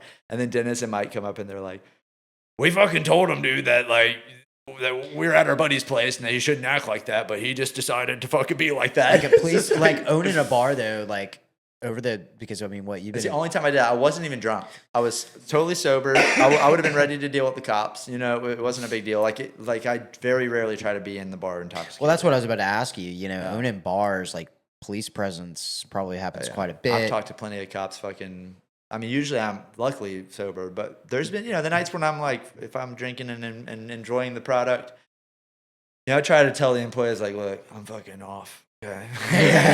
Like, you guys deal with the drama. I will just watch, like, don't get me in the middle of it. What's the worst thing that's happened so far though while you've owned a bar? That was probably one of them. Really? That's it. Yeah. That's actually one of the only guys I've had. I mean, there was people who've tried to steal. And I got to watch it. Yeah, Dude, I was there. There's some people who try to steal, we had a guy, he came to Slice House, and it was so weird. He, came in, and he's like, hey, he, talked up like he was a chef and all this shit, and he kind of looked like he could be, but he gets this pizza, he's like, hey, I forgot my wallet, and I was like, oh, it's cool. He's like, hey, yeah, get a picture of me and my girl, and they had the pizza, and we had the receipt. So I kept that together, and he left. And then I saw him the next day. He's like, oh, yeah, I don't have my wallet. And I'm like, oh, okay. And so I was like, I'm just going to call the cops, dude. It's like a $70 tab. And so I called the cops. I was like, look, I literally have a picture of the guy with the food, and here's the receipt. He didn't pay. And the cops were like, they got him, and they picked him up, and they're like, well, we're going to arrest him. He had to pay restitution on a pizza, which was oh my God. And apparently he had done this to a few other places. He had done it to Hobo. That same day, he went into places and just started tabs and then didn't pay them. So 2 months later, he gets out of jail. He comes to Slapsticks. Doesn't know that we own that, right? So he's doing the same bit, the same exact bit. And we're like, whoa, dude, and I get a call, and it's Tyson, and he's like, hey, there's this guy here. He goes by he's describing him. And I goes, does he fucking go by Gator? He goes, hey, bro, is your name Gator? He goes, yeah, I'm Gator. And I was like, fuck that guy. Call the cops. The cops show up, and they're like, this is the second time you've done it to the same guy. The same owner. And so his son had to fucking pay the tab over the phone. Dude, with the cops there, it was fucking great. Oh my God. And his son's like, I'm so sorry about this. My dad's a fucking piece of shit. We're like, God, dude. This dude is a shit show. Yeah, and it's just that's what happens. You got a bar, it's a little divey, and you have the tab system. Nowadays, it's a little different. Now you pre-approve. Do you guys do that whole thing where you check all of your levels on all the alcohol and check your stuff on the beer just to see if there's anything that you do miss? We try to be pretty good with inventory, but most of the time, I mean, you end up spending more having somebody sit there and fucking dial it in. So I mean, we try to stay pretty good with it, but I mean, it's. Yeah, I've always wondered how much bars lose just on that, tabs where somebody was because you can write that stuff off. Oh, really? Yeah. A good business, if your accountant's good and you have good tracking, which all my shit's super, we use Toast, and Toast is fucking great.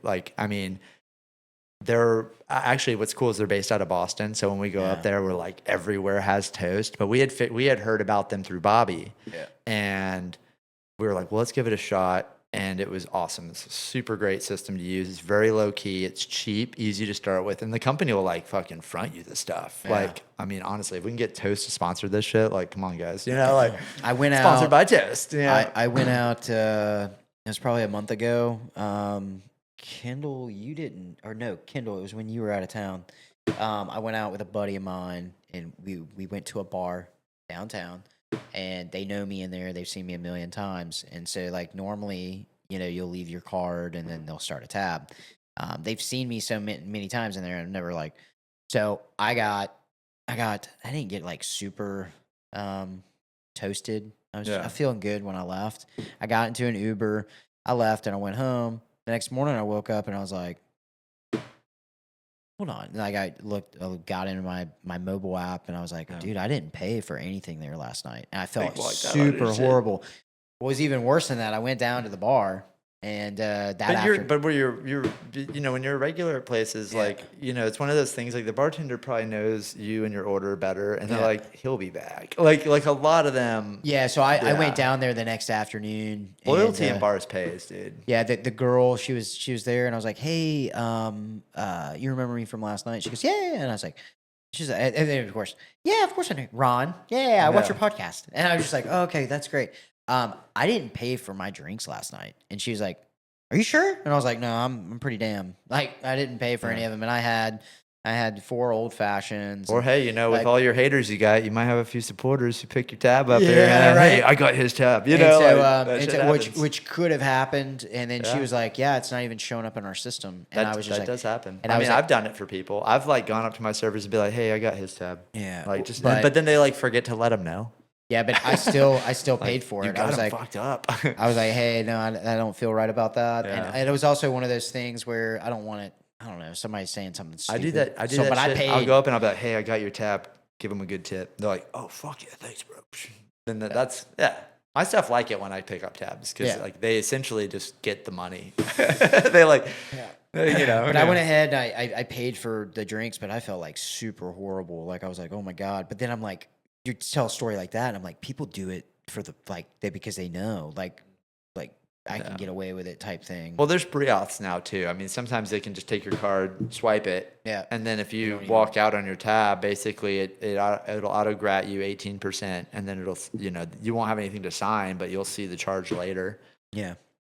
That's been the new the new thing in bars. That's actually what makes it a lot easier, honestly, because there's nothing worse than like your 20-something bartender who just had somebody walk out on like $100 and something tab, and they're like, "What do I do?" And you have to question whether they let them walk out, or you know what I mean? Like, did you? Yeah, know trusting them in in the employees back with and- bars specifically Yeah. and restaurants Trust's a specifically. big thing. It's a big thing in that industry, and honestly, it's one of those like when I lose trust for somebody in my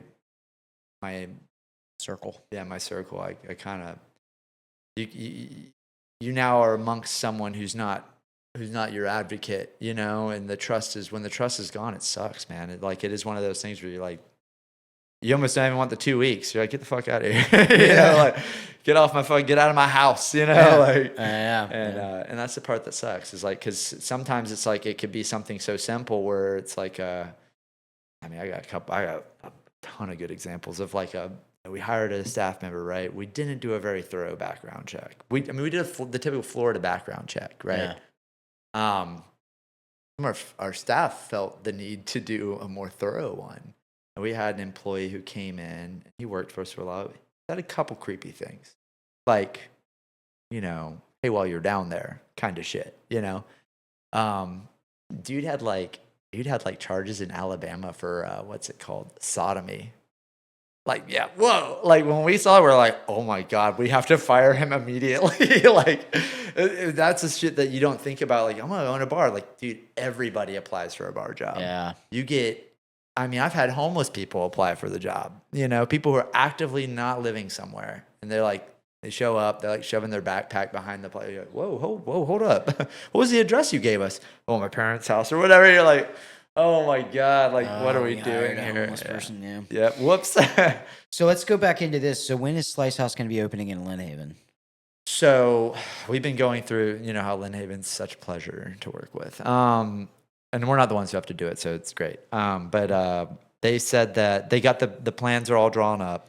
They're just getting through kind of like the last bits because we're increasing the footprint. So there's a little bit of it's like there's a rule in building when you go over 50% of the value of the structure, you have to bring the whole thing up to code. That's like a Florida law, and like that's how we've gotten some things done. That's kind of what screwed us up with Burgunbarrel. When Burgunbarrel closed down for that little bit of time, the building's only worth $20,000 on paper, right? Yeah. So like you fucking fart in there and fix the toilet or you break the toilet, you do anything in there, you sneeze, you replace some lights, you're like just about breaking the paint the walls. A paint job would bring you over 50%. It's insane. Yeah. So but on paper that's what it was. So we had to bring that whole building up to today's code, which is fucking expensive for buildings that are built in the 40s. You gotta go in and tear out all that asbestos wiring and shit and bring it up. So, that's what he's having to do. And so it drug things back. We were supposed to be hitting ground in September. It got moved. And now I just reviewed the electrical plan and was like, dude, put one circuit for every outlet on both floors. It's yeah, that can't happen. We got to run 8 fridges, dude. We need 8 circuits for the fridges, and then POS, lighting, what the fuck, Yeah. And even the contractor's yeah, I thought so too. I thought this was kind of crazy. He's I just wanted to know. And so we did all the notes. That was a few weeks ago. And so now I'm sure I'll have to look at the plans at least once or 2 more times. And then probably by August, September this year, they'll break ground. By December, I'm sure it'll be done. So maybe the end of the year, which is good, honestly, with the Union Square thing that kind of came out of left field. Kind of thankful for it, Why haven't you started up an app yet? So we are working on it. Really? Mm-hmm. Good. It's going to launch on both Google Play and on Apple. I think they finally did the approval stuff for it, but now it's just linking. It's supposed to link it up to where you'll be able to download the app, and then you can select which location you want to go. It's just like Starbucks app, It's it's all coming together, but that's all being hosted through Toast. So it's been a little bit of I haven't had the time to really dig into that yet. And the websites have been working great. So we use the website setup now. So instead of being app based, it's, Callaway Slice House is the website. I mean, that brings you directly into the point of sale system. Yeah. So when somebody orders online with our system, they're actually sending it right to the kitchen. It doesn't even have to go through a human. So it makes it really fast. And then the delivery is outsourced to Uber Eats.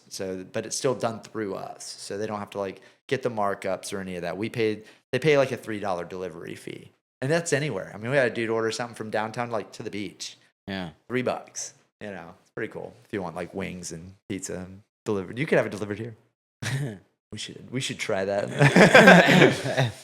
But no, I mean, it's been kind of with the growing into the whole branding aspect of it, when we got to 3 locations, it kind of makes sense to use them as a model. You go to remember Jim Walters? Oh, you go to one of the sites that have all the little model homes. Yeah. Kind of the same thing. Someone comes to Panama City, we have 4 locations pretty close together. We could take a potential franchisee who's wanting to take a region and be all right, check it out. See how all your stores could be different and they could be cool and they don't all have to be this cookie cutter fucking, it could be an old gas station building. It could be an old house. It could be these things. It's not a big deal. And we can convert and we can do that. We can get locations open for under $100,000, which is fucking stellar for a restaurant to open for less than that and then produce $250,000, $500,000, $1 million a year, depending on your market.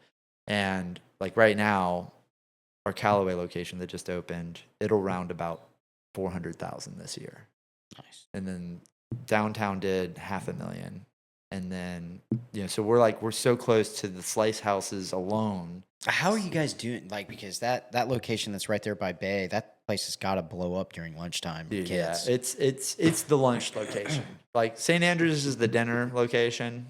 And then the downtown's the lunch location. Callaway has also become very much a lunch location with the shipbuilders and the Air Force over there and all that. And it just being Callaway, there's nothing there. I think they just got a Papa John's, I saw it the other day. I was damn it. They're right up the street from us. We're coming in on my territory. We're surrounded by the quick pizza guys. But what's really good, and I think beneficial for the Callaway location is it's big. It's got a lot of space. It's got over 150 seats. It's got a liquor license. We gave that location a liquor license. And that's cool. That's our only slice house with a liquor license. We won't do one in Lynn Haven. We're going to do beer and wine only there, just because liquor is a lot. It's a lot to deal with. It dilutes a little bit, but taking over the old Hobo 2 and the jeans and the history of the dive bars, it felt very kind of an homage to the space to be yeah, we offer liquor. Yeah, you want a fucking cocktail? Come on, Mellow Mushroom had an awesome liquor bar set up, and so I was never with that business, it was never oh, it has to be beer and wine. Liquor is great. Burgunbarrel, we had the liquor license and we lost it, but we couldn't keep up. I mean, you can only sell so many charcuterie boards, but that business sells 30 to 40,000 in wine alone. We crush wine. So it's we got the liquor license, we barely broke $8,000. So it was fuck. we got this license. We spent like $6,000 on the liquor, and then like Yeah. each month we're barely even pushing $8,000. It's like, but then the wine was just killing it. And we're like, well, but our, we weren't far off. I mean, we were like 60-40, 60 on the liquor, and then the 40. Food was coming up. I mean, if we hadn't had the liquor, honestly, we probably would be able to do it. But I mean, we don't have a good wine bar in town, I mean, what they got, the one on the beach, smashed. Who wants to call a fucking wine bar like what happens after you drink too much? Like, that's like calling the place DUIs. So like, Smash. hey man, you guys want to go over to DUIs? Yeah. Let's just call it UIs, under What the is, influence. what's Or urinary. I don't think I've ever heard of it. Smash. Smashed. It was a short-lived bar. It came and went like really There's quick. another wine bar that's like right here by the house. This complex right here by It might be the old Smashed, because it was somebody took it over. something, I don't know, it's named after a person. It's like Nellie's Wine Bar or something. It's simple. Is it Yeah. cool? Have you been there? No, I haven't. I've seen it online, and I was thinking 850 about. podcast goes mobile to the Well, bar we reviews. actually, dude, I'm behind on some stuff that I'm throwing towards him to make some posts, because we've done this thing where I think we're gonna start a newsletter or something. Just, I mean, we've got You the could Facebook. visit your sponsors' places. That'd be cool. Yeah, right? I just bought a vehicle from Yeah. Bill Kramer Chevrolet. So what you do is you do like it's like an ad, but you're like, we're here at at the spot. We're checking out cars today. Like he do a needs test to buy a drive. vet. So Yeah, I do a mean, couple test drives on the vet and film it, and then get them to cut you a fucking deal. I mean, like I just went out to fish out of water. Nice. Over in watercolor. watercolor. Yeah, we did the floors in that kitchen. My dad did when I was a kid. Yeah. So I'd never been in there. Dude, they have this thing called a tackle box. Have you seen these things? And it's a tackle box charcuterie It's thing. actually a tackle box, and it's got and it's iced up. So it's all ice, and then it has. I mean, dude, it is literally like a $5 tackle box you can buy from Walmart. That they are just like. Fish out of water is a cool restaurant. But they've got like this ice, and then they have oysters on it, and then they have they had mussels, and then they had shrimp, seafood and, charcuterie. Kinda and like, it's all cold, and they got the cocktail and everything, and the way that they said it, bro, it was the way that they cool. did it. It was like, this is just a cool idea, and that would have been a good locals only one. A good idea to take for that.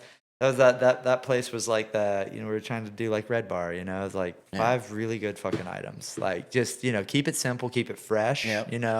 No bullshit. You charge what you charge. I mean, it's like honestly, our pricing models are actually very much based on percentages. It's not. There's never just some like blind shot at like how much our food is. It's always calculated based on what it costs to make it, and then.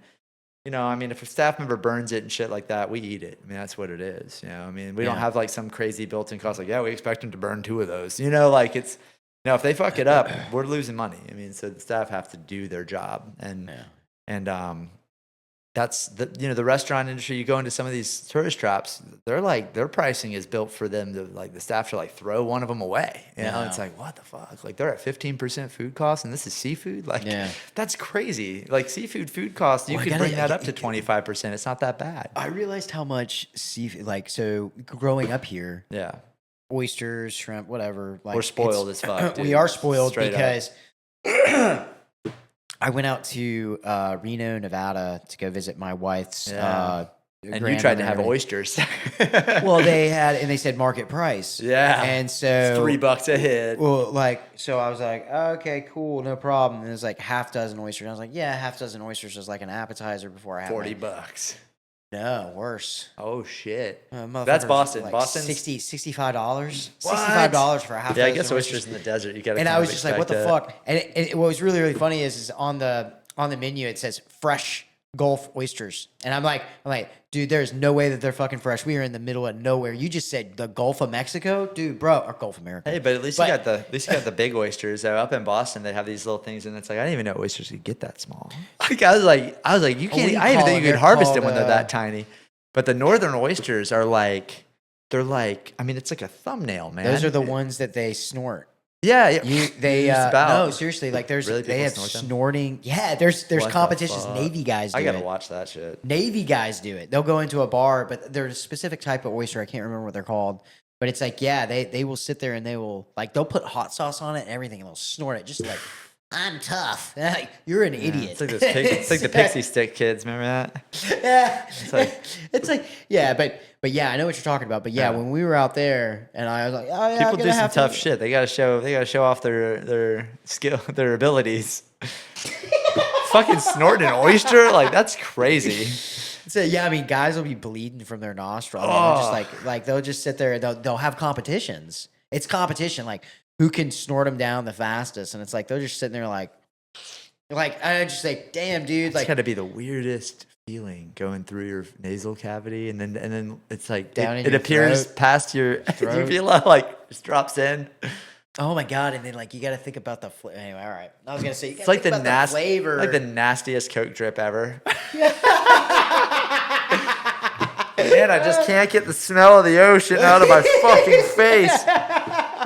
Just sounds terrible. And then the hot sauce. You walk in afterwards, you're just like, I don't know, everything smells like a fish market. It's like, yeah, dude, you just got done Ruin snorting it, fucking man. boogers, bro. Ugh.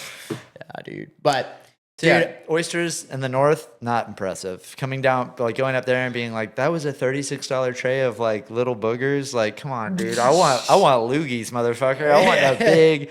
I want that. Yeah, I want that shit like the ones at Hunt's, man. God, those things are. It's like eating a little. They're like 2-ounce oysters, like 3-ounce oysters. Those bitches are big. yeah, I've not gotten like since how we're talking about oysters. My wife, growing up, yeah, it's raw oysters. You know, put on a cracker, Oh, yeah. a little bit of horseradish and whatever. But my wife is. The first time we went out for oysters, she was just like, "Oh no, I can't eat them raw. Like I gotta have them baked and all this." And I'm like, "I'll try some baked oysters." I don't understand how anybody eats fucking baked oysters. That stuff's disgusting as fuck. They get a little. I mean, when they're done right, they do charbroiled over at Hunt's. It's actually pretty good. That's their new thing now. It's charbroiled oysters. They've done a lot with that location now, Dude, with yeah. that. So they're like why they built it like around it. They could stay open. No, it's not just that.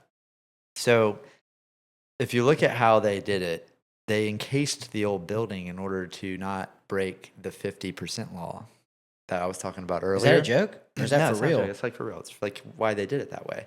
Because they don't have to bring the original building up to code. They were able to just build a coded building around it. And then it's like loosely connected. It's fucking cool. Like those guys that was a genius fucking move. I mean, That's pretty cool. it's just like the Pignaries, they kept the original, like, one part of Ernie's, and then they built all the other stuff around it. But they were able to be like, well, this part of the building is the original, so there's some weird rules that kind of Shrimp follow. Boat. They did the pizza thing. The Taste of Chicago. Oh, what a train wreck that was. Wasn't that fun to watch, though, on social media? Oh my god! No, like we went. The tablecloths, right? We went the one night. I got it was cool to like the game room upstairs, but like the pizza was not. Yeah, man. It's like Taxis. Remember Taxis on the beach? Taxis was cool. Yeah, but Taxi's pizza was fucking nasty. No, Taxis pizza was fucking tombstone. Like they just went to Publix and they were so just like, bad. "Man, fuck it, throw this in the." Yeah, dude. Here, put this in your face. Like Yeah, they're dude. just like they did not care. Taxis. Yeah, the pizza was not good, but that's not why you went. Like, It's really like trying to do the New York thing too. Like Yeah. Taxi. yeah, man. So, but no, it was pretty.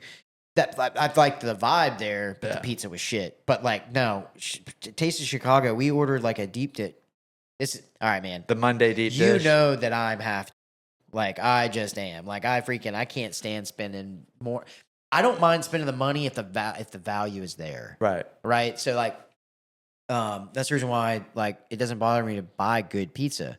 But if you're gonna charge me fucking $42 damn That shit better be for fire. a fucking deep dish pizza and it comes out and it's this fucking big. It's like 12-inch, 10-inch, something like me that. and you are like I will never fucking be back here. And by the Yeah. way, I got a big mouth. I'm gonna tell everybody not to come here. Like Yeah. because they charged it. It was something stupid like that. It should be man. filling. I feel like there's like it's like almost like you look at life. It's like there's a per plate price per person. You Yeah. eat it, you're full. If you can do more, you're crazy. You know. And if this isn't I mean, Because I mean, I'm 6'5", man. I eat. And I'm like 2 slices and I'm good. Kind of guy, Yeah. and it's got to be a slice with not a lot of stuff on it for it to Yeah. be 2. I mean, if I get one that's loaded up, I'm good, man. And so it's when you think about it, if you're paying between 10, 15, even $20 for a single filling meal, if it's 20, you should be like fucking undoing the belt. If it's like $10, you might eat 2. Yeah. I mean, that's kind of where it is now in Yeah. today's, because then especially, I mean, I don't know if everyone's been tracking the tariffs, but we just got that email the other day. Yeah. The restaurant industry is about to go through quite a loop because of the whole tariff thing. People don't realize how much food comes from other countries. Yeah, it comes from everywhere. I ate some kiwis this morning from Greece, so those are probably going to be like $30 soon, or however much. But they're jacking all that stuff up, and so people are going to see a huge shift in the food industry. One, because Florida did that whole thing where they voted in the minimum wage law to go up, right? Yeah. So now we have to start people, kids who are fresh out of high school, still live with their parents. We have to start them at a wage that would be good for a person who lives on their own and possibly has kids, right? So now we can't just hire dumb busboy and dumb hostess who's cheap, right? Now we got to hire people with this level of scrutiny that they got to be actually like good at what they're doing. Yeah. They need to make, because they all need to make a living wage, even though half the staff live with their parents and don't need a living wage. There's been this really interesting shift in the industry for Florida that comparing it to Massachusetts, it's still $6.50 an hour, like I think it's $8.75 an hour up there. Yeah. For tipped employees, and like actually I think that's non-tipped minimum wage, honestly. Like they still are very much in like old Florida, but all the people there are making enough tips because I mean, if you're a good server and you sell so much, you should get a percentage of that, in tips. I don't think that, to be perfectly honest, I actually like, that's a whole subject of like restaurant bullshit that people get on all about. But like one of the things I really liked about Massachusetts that they do in some places is they just go ahead and put the 20% charge into the bill, so you don't have You don't to ever tip. fucking know about it. No. I've always said that. I don't understand. The companies that are doing it in Massachusetts, they're like doing it like Mexico Surgeon General warnings. You know what I mean? Like on the cigarette packs, they cover the whole label. Like they're like, you look at the menu and at the bottom, they're like, we fucking have the tip covered. Don't worry about it. And you're like, oh, cool. I'll order my food. I know I'm going to have a 20% charge on this, and that's going to cover my service or whatever. Cool. Like, it kind of takes the guesswork out of it. But it's one of those things where, I mean, now you're just kind of like, you just deal with whatever the service is. And if you don't like it, don't come back. It kind of, in a big city like that, it can work. They do it in California. Like, that's the reason why it was kind of like I had a buddy of mine, and he after the army, he went out there and he was a server, and I was like, dude, you're probably making bank on tips, because he was close to what do you call it, the hills. Yeah, and that and he was 20% like, rule is not always killer. And he looked at me and he's like, he goes, nah, like I don't get tipped. I get a salary. And I was like, you get a salary? How does that work? He's like, the money is in the money is already in the price. Like they don't, tipping out there is not a thing. That's what it says in the menu too. It's like, we pay our staff a living wage. So just fucking, we charge you a service charge. That's it. But like, again, that's, when I worked at my little dive bars that I had, I sell $2 PBR and get $1. That's a 50% tip. Yeah. I fucking sell 10 PBRs that night. I made $10 on just slinging a couple PBRs. Exactly. Like there's just, that's the part that it's like, it doesn't quite compute for me. Cause I'm like, dude, when people want to like, they just got hooked up, they just won the lottery that day. You know what I mean? They had a fucking great day. Yeah. Like if I sold something big, I'd fucking make sure that bartender that served me that night was, here's a $50 tip. Thank you. Yep. And I mean, and you could do that still. They still allow additional tips. But when you see it, it does kind of like, like you already made me tip, so why am I going to tip more? I've done it. I did it. We went, dude, that real story. Like no joke. The new McGuire's. Oh yeah. Bro, are they doing that? They pissed me off. It was 2 days after. It was 2 days after St. Patrick's Day, and we had went in there, and my wife came and got me from work, and then we drove out to the West End, went in there. immediately when we got there, I was like, man, this place looks great. I worked at Boar's Head when I was in high school. So like going into that building was like, it brought back Seeing a lot it of all. memories, but then they have changed it completely. But we go in, hostess takes us to the table immediately right off the bat. Everything's good. They seat us over like closer to the bar area. And we sat there for like 7 minutes. And like no waiter or waitress, they were not busy, dude. This was lunchtime, and there was like maybe 4 tables in that area. They're still getting it together. And then I was looking at three waitresses that were standing in the fucking hallway. They had all looked at me, and they were trying to figure out whose table it fucking was. So 7 minutes had gone by. Literally, got up from the table. I went up to the bartender. I said, "Hey, can I get just a Diet Coke and a Sprite?" And then the guy was like, sure, I just started here a couple days ago, but let me go ahead and get on that, and I'll get it over to you. You're sitting right there. And I was like, yeah. There's like no veterans in the building. It's all new staff. So then I sit down at the table, and I'm like, I'm waiting. I watch him walk out from around the bar, and he goes in the back. So I look down, and at this point, it's been 10 minutes. Like I was literally timing it from the time that we walked in. And so, like, we just got up, and like, I'm the type of person, I get up, I'll walk out, and I'll never come back. But like, I walked up to the hostess stand as we were walking out, and I looked at the hostesses, and I said, "Hey guys, just let you know, you sat me down. I sat there for over 10 minutes, and nobody even came up and took a drink order. And several waitresses walked past me, and they just kind of like looked at me. So I just want to let you know that that's what you got going on today." And then the girl at the hostess. At the stand, she goes, "Oh, sorry about your experience. See you later." And it was like, that made me even more mad about that than the whole damn thing. And so I was like, dude, what the fuck? So like we got in. So what was really, really funny is we got in got my wife's car. We drove down to the Pier Park. I'd been to Ford's Garage like once. I mean, this is a franchise. This is everywhere. Yeah. We went to Ford's Garage. They were super slammed. They had us seated. The waitress had no idea what kind of day I was having. And she was just like on top of everything. Like it was just like, holy crap. Appetizer came out quick. It was hot. It was warm. She had my drink refilled. I left her $100 tip, dude. Yeah. Left her $100 tip. Felt good about it, man. $100, dude. I don't. And like, you just wanted some hospitality, man. You just wanted some hospitality. Yeah, dude. It was just like one of those things now. And like, it's crazy though. Like there is that. I do have an issue with the 20% tip thing. Yeah, exactly. Because it's weird to impose that. I feel like, and not just have it be. It just feels like you're taxing people. Yeah. You know, it's like, hey, yeah, you ordered off this menu. In your head, you added these prices up. Oh, but don't forget sales tax, and then let's add another 20. So that's like 27%. We went through 27% on top of whatever you order to cover some shit that they should already had factored into the price. But people are afraid. I think the big problem is like, you see people post, "Oh, look at their menu. These prices are crazy." Like, dude, yeah, they're not doing the 20% charge at the end.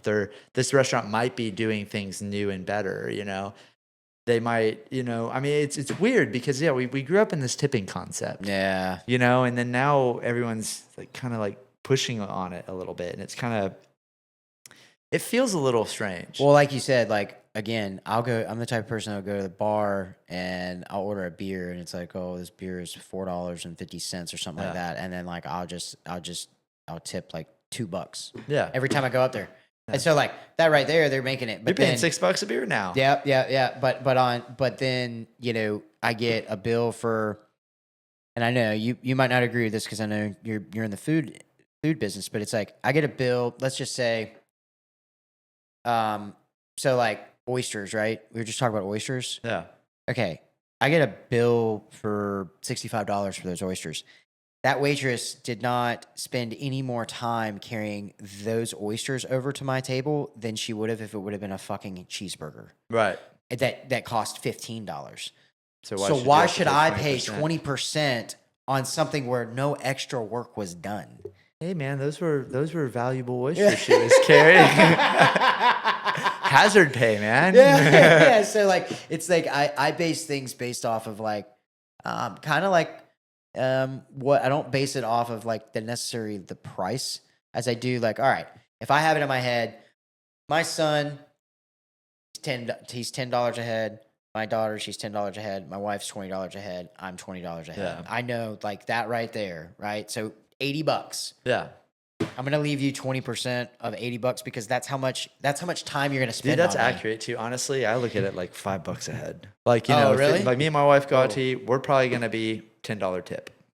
No, what Because I meant we're by gonna spend I was talking about about like the $50. percentage that I would look at. Well, right, that's what Yeah, I'm saying. But yeah, but you could go backwards on it, right? Yeah. Go off of what the tip should be expected. I mean, You how know much what? are they That's- really ooh, doing that's a for me, really right? good- I mean, like they're getting me a drink, cool, and Yeah. they're bringing me some food, and then they're bringing me a check. I don't really ask them for a lot. I'm a pretty easy fucking like guy. that. So Yeah. like, you know, when me and my wife go out, I'm typically gonna leave $10. You know, and if my son's a little bit of a cranky and gets, you know, whatever, that's 50. I think that Yeah. there's these memes that are out there right now. It's like the guy gets you like a coffee and Mm-hmm. he's just like I get it if you're going through like the whole process of making a drink and you're Yeah. giving it to somebody, but like it's like I just ordered regular coffee out of that thing.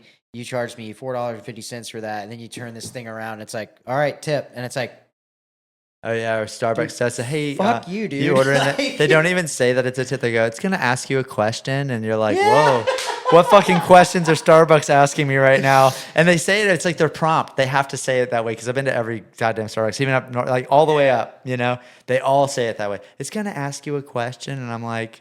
It's not. It's suggesting a tip. It's not asking me anything. It says 1, 2, 3, dude. Like, you know, like, and it's always weird because they hold it and you're almost like they're like you know you're trying to hit the 1 and they fucking move it to the 2. You're like, damn it, dude, I only bought 1 fucking coffee, dude. Yeah, well, and then it even gets worse because now places will even do it where you get your own shit. Like Yeah. you get it from wherever, and then you get up to the counter after And then they still want a tip. and then they're like, yeah, and it's like, Whoa, guys. dude, why am I tipping you? You're just typing stuff. I get paid to type stuff into a keyboard all day long, and nobody Yeah. gives me a fucking tip. And that's the part where it is one of the interesting, like that's one of the new restaurant dramas is like what side do you take as the owner, as the restaurant purveyor, as someone who's trying to make his staff happy, someone who's trying to keep the customers happy and create that like perfect experience, you know? It's like you don't want your staff to become like fucking dull because they're not, oh, we just get 20% so we don't actually give a shit. Or you can demand that they do because you're like, hey, we fucking pay you like enough. So yeah, they asked for you to wipe their ass, go fucking wipe their ass. Yeah. But, you know, I mean, you know, as far as just like you ask them to do shit because it's hospitality. They signed up to be a butler. I mean, essentially, but it's a single serving butler. You're just their butler for that one moment. Like, serve them. Be fucking humble and shit. You know, like that's the part where I think staff kind of lose. You know, But customer service has gone away, dude. I know that's what I'm saying. The ego's there. There's always, oh, I'm here. If it wasn't for me, you wouldn't even get this shit. Like, come on, dude. Nuh-uh. We'll fire that person, and there'll be someone who's ready to take the order. Like, there should be no ego behind it. But that's the thing is like your server shouldn't be the one with the big head. It should be the guy going in to spend the money, and then he should feel serviced and feel good. And then that big tip fucking hits the, you know, when I serve, I make 30% all day. I don't fuck around. Like if I have a 20% day, I feel like I did something wrong. Yeah. You know, like, and that's like, I mean, cause when I serve, like I said, it's that level of humbleness of like, what can I get you? You know, you're here to relax. Now let me make it easy. You know, the second you go into a restaurant, if they stress you out, get the fuck out of there, dude. That is a toxic relationship. And you got to go because you're going to end the dinner and then you're still going to have the high bill. You're going to go home feeling shitty. You're going to feel obligated to tip on that high bill that you weren't even happy with the service. The food was okay. And you know what I mean? Like that's why hospitality is so hard. It's a fucking formula that like, a lot of people get this part of it and they miss that part. They get this part, they miss that part. And so you're always going to kind of get this like mediocre experience or like a mid-grade. It's going to have something that bothered you or something, you know. It's really rare to get one that's like, that was fucking dope. I loved it. The vibe was great. The service was awesome. The food was killer. Like, you know, I mean, it's nice to have a place where the employees can just basically be shitheads because the place's food is so fucking good. Like, you don't care how rude the staff are. I want that fucking shit, you know?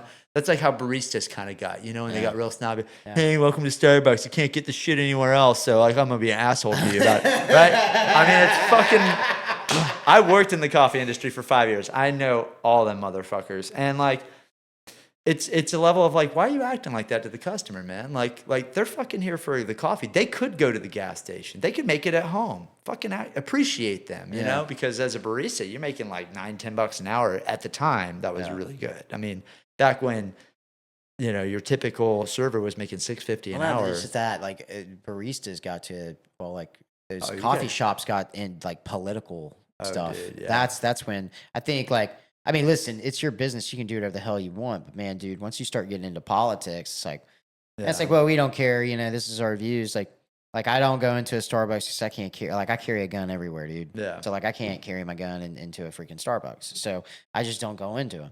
And then the owner flat out came out and said, hey, if you have a problem with the way that, you know, the administration was handling like gun control, or if you're a person, we don't want your business. Like the motherfucker flat out and came out and said that, and I was like, well, damn, dude, that sucks. I already hate fucking Starbucks. That's the reason why me and my obviously I drink Black Rifle. I'm part of the coffee club. It's on a loop, dude. Every fucking month I get coffee. But one of those things is like we go to Disney with the kids.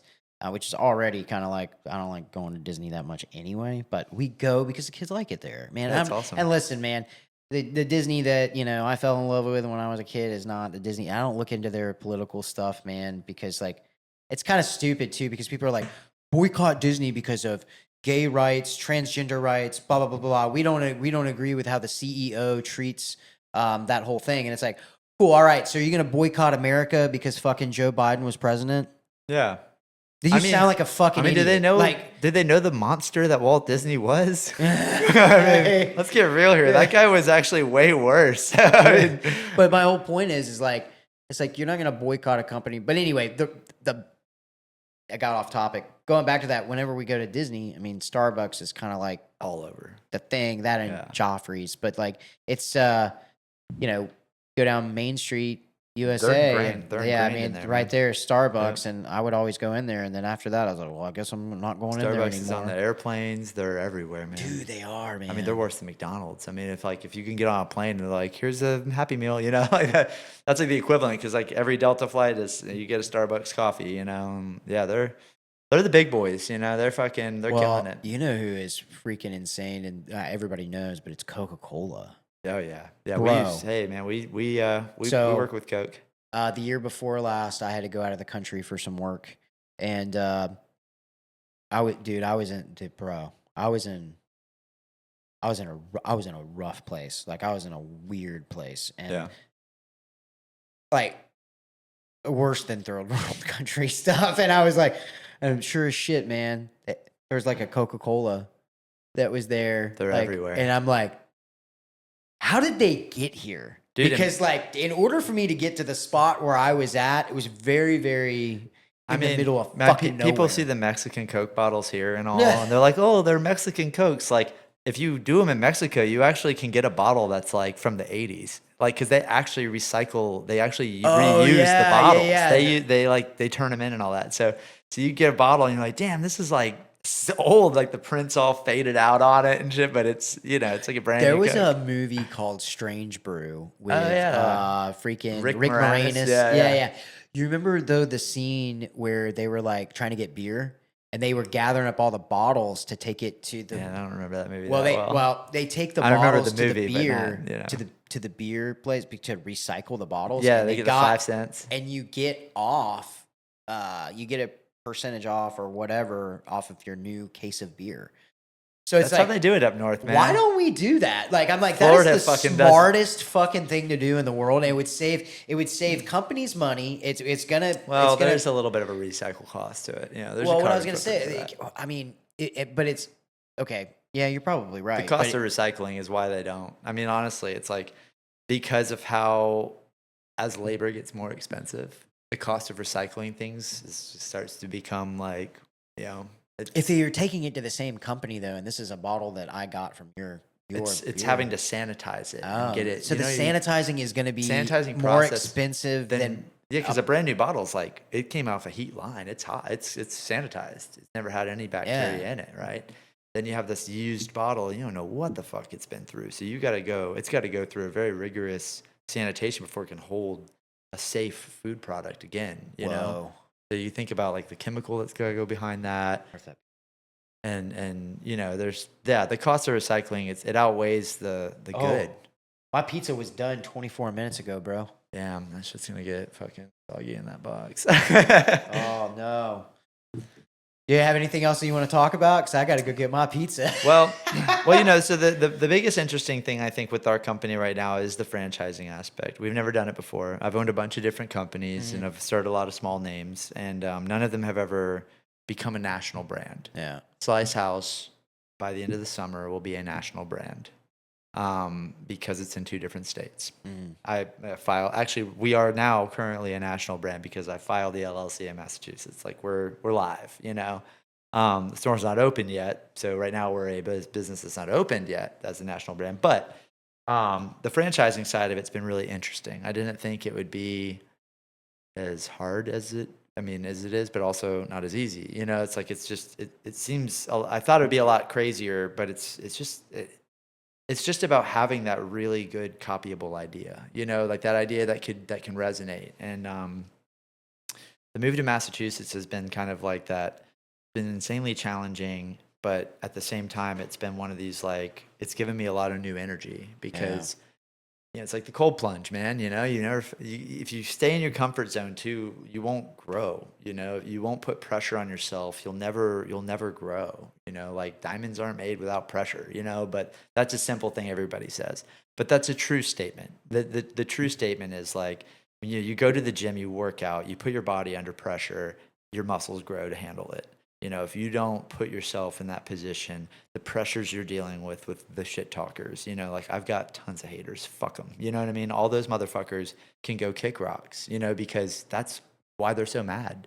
Is because that's all they have to do is kick rocks and talk shit. And so, anything you know, they're not under any pressure, you know, but they're putting pressure on somebody, you know, and so that's that part of it that becomes that, you know, let those people help you grow, you know, because that's the thing is like, without them, right? They may be shit talking you, but you know they're spreading the word. You know, all news is good news. Well, that's the reason why, dude. I put out the post the other day. I said I controlled a group of people, like it is a massive group of people. There's power in what you're doing. That's good. I controlled them with 2 words. That right there is power, dude. Yeah. And like they're like, oh, he's an egomaniac. You just made it worse. Yeah, because I'm like, it's. But and that's where it comes to like you use your business, you use your ego, your entity.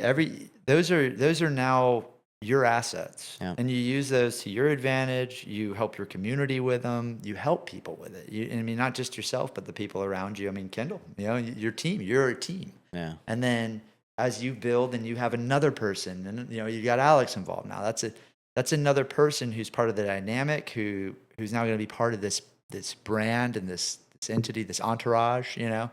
And it's really cool because like when you build companies like that, you know, brands, and you could spin off all kinds of ideas and side projects and things like that, and use the 850 podcast to be like that promoter, you know, like that show promoter, that fucking launch, like a launch pad for small businesses. You know, you can help, you know, candidates, which I mean, you know, hey, like they say in bars, man, stay out of politics. You know, like keep it chill, keep it positive. You know, hit up like Girls Inc. and Boys and Girls Club, and those like mainly just to help them promote events. You know, sponsor stuff like that. You know, use your podcast. Go beyond the scene. You know, go beyond scene for a cool parade or something. You know, and like when you go live, like we're gonna go live here. You know, like you could really pull this thing up and keep making it like that.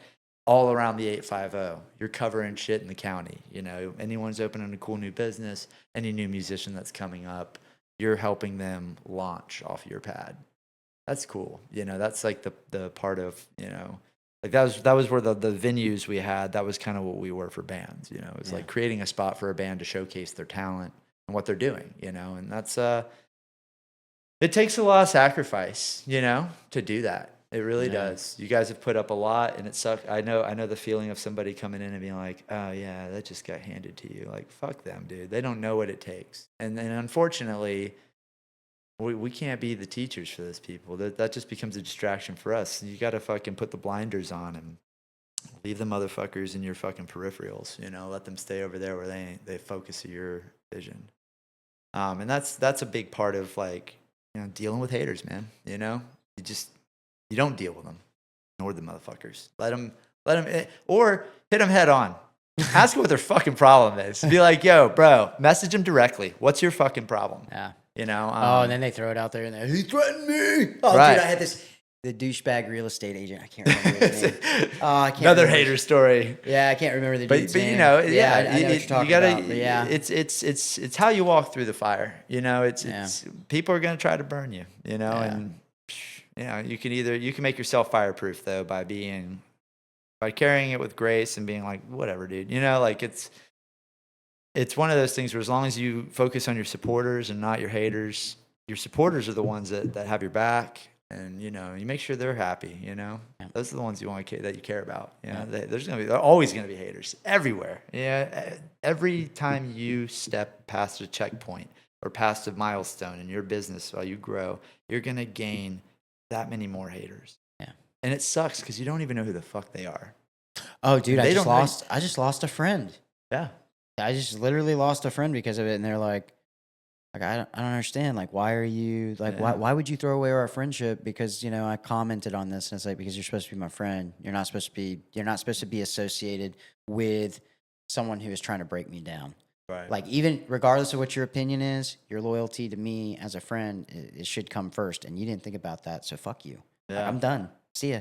Like Damn. I'll never talk to him again. Yeah. I mean, it's just like, oh my God, we've known each other. I don't give a shit how long we've known each other, man. Like I'm like my friends. You showed your true colors like, right fucking now. Yep. That sucks. Well, I'm happy that it happened. Actually, this has been. Isn't the it weird best when that thing. happens? It like kind of. It's the like, best thing ever. The loss that lifted Yeah. you up, man. Yeah, well, like this has been the best thing because, like you said earlier, you're like, oh yeah, you just got a taste of it for the first time. Oh, Yeah. okay, and I'm just sitting there going, shit, man, dude. Yeah, I guess I better go ahead and I've had my tighten life. up that seatbelt. I've had death threats. Yeah. I've had people. I had a guy who threatened my life so many times on Facebook. I had to report him to a detective. I said, hey, bro, if anything happens to me, you'll be the first one they come looking for. Yeah. And he was a Marine, and he had made sure to graphically put out what he was going to do to me. Thomas Carpenter was his name. The fucking one a keyboard warrior, shit talker, or whatever.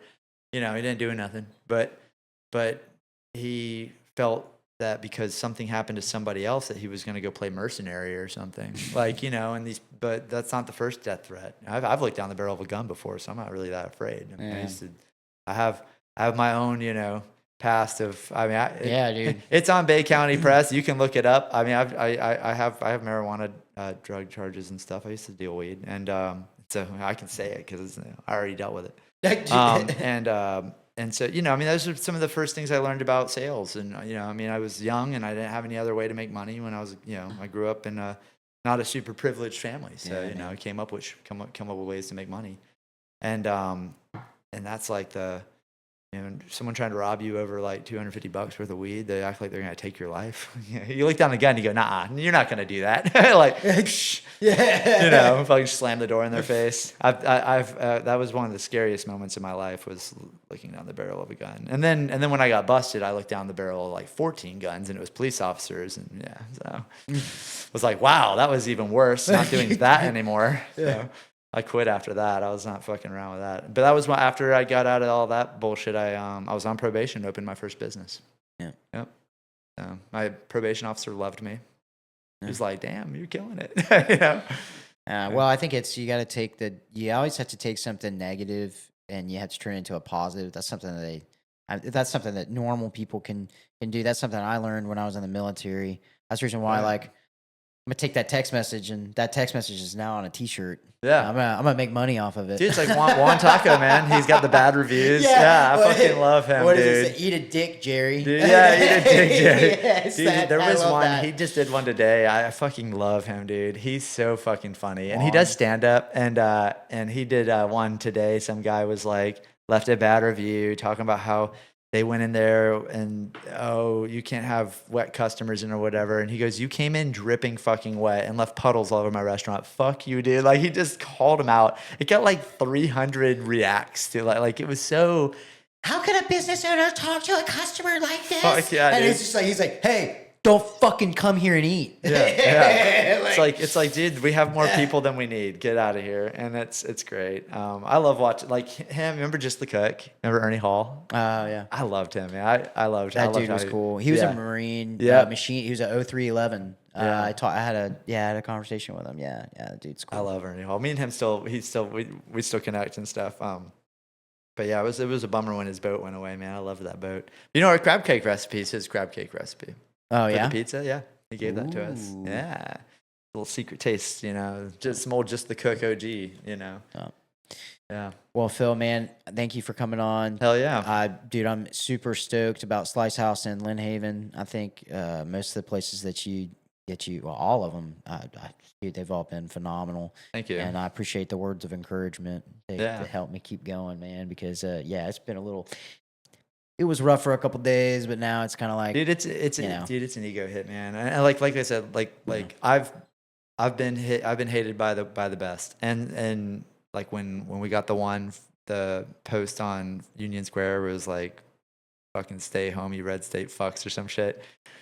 Liz took it pretty hard. She was like, Really? I don't know that I want to do this. She like was seriously wow. considering backing out of. and she's one of the sweetest people Yeah, that she I've did ever not met. like it. It rocked her a little bit. She was like, and I was like, look, that person's an asshole.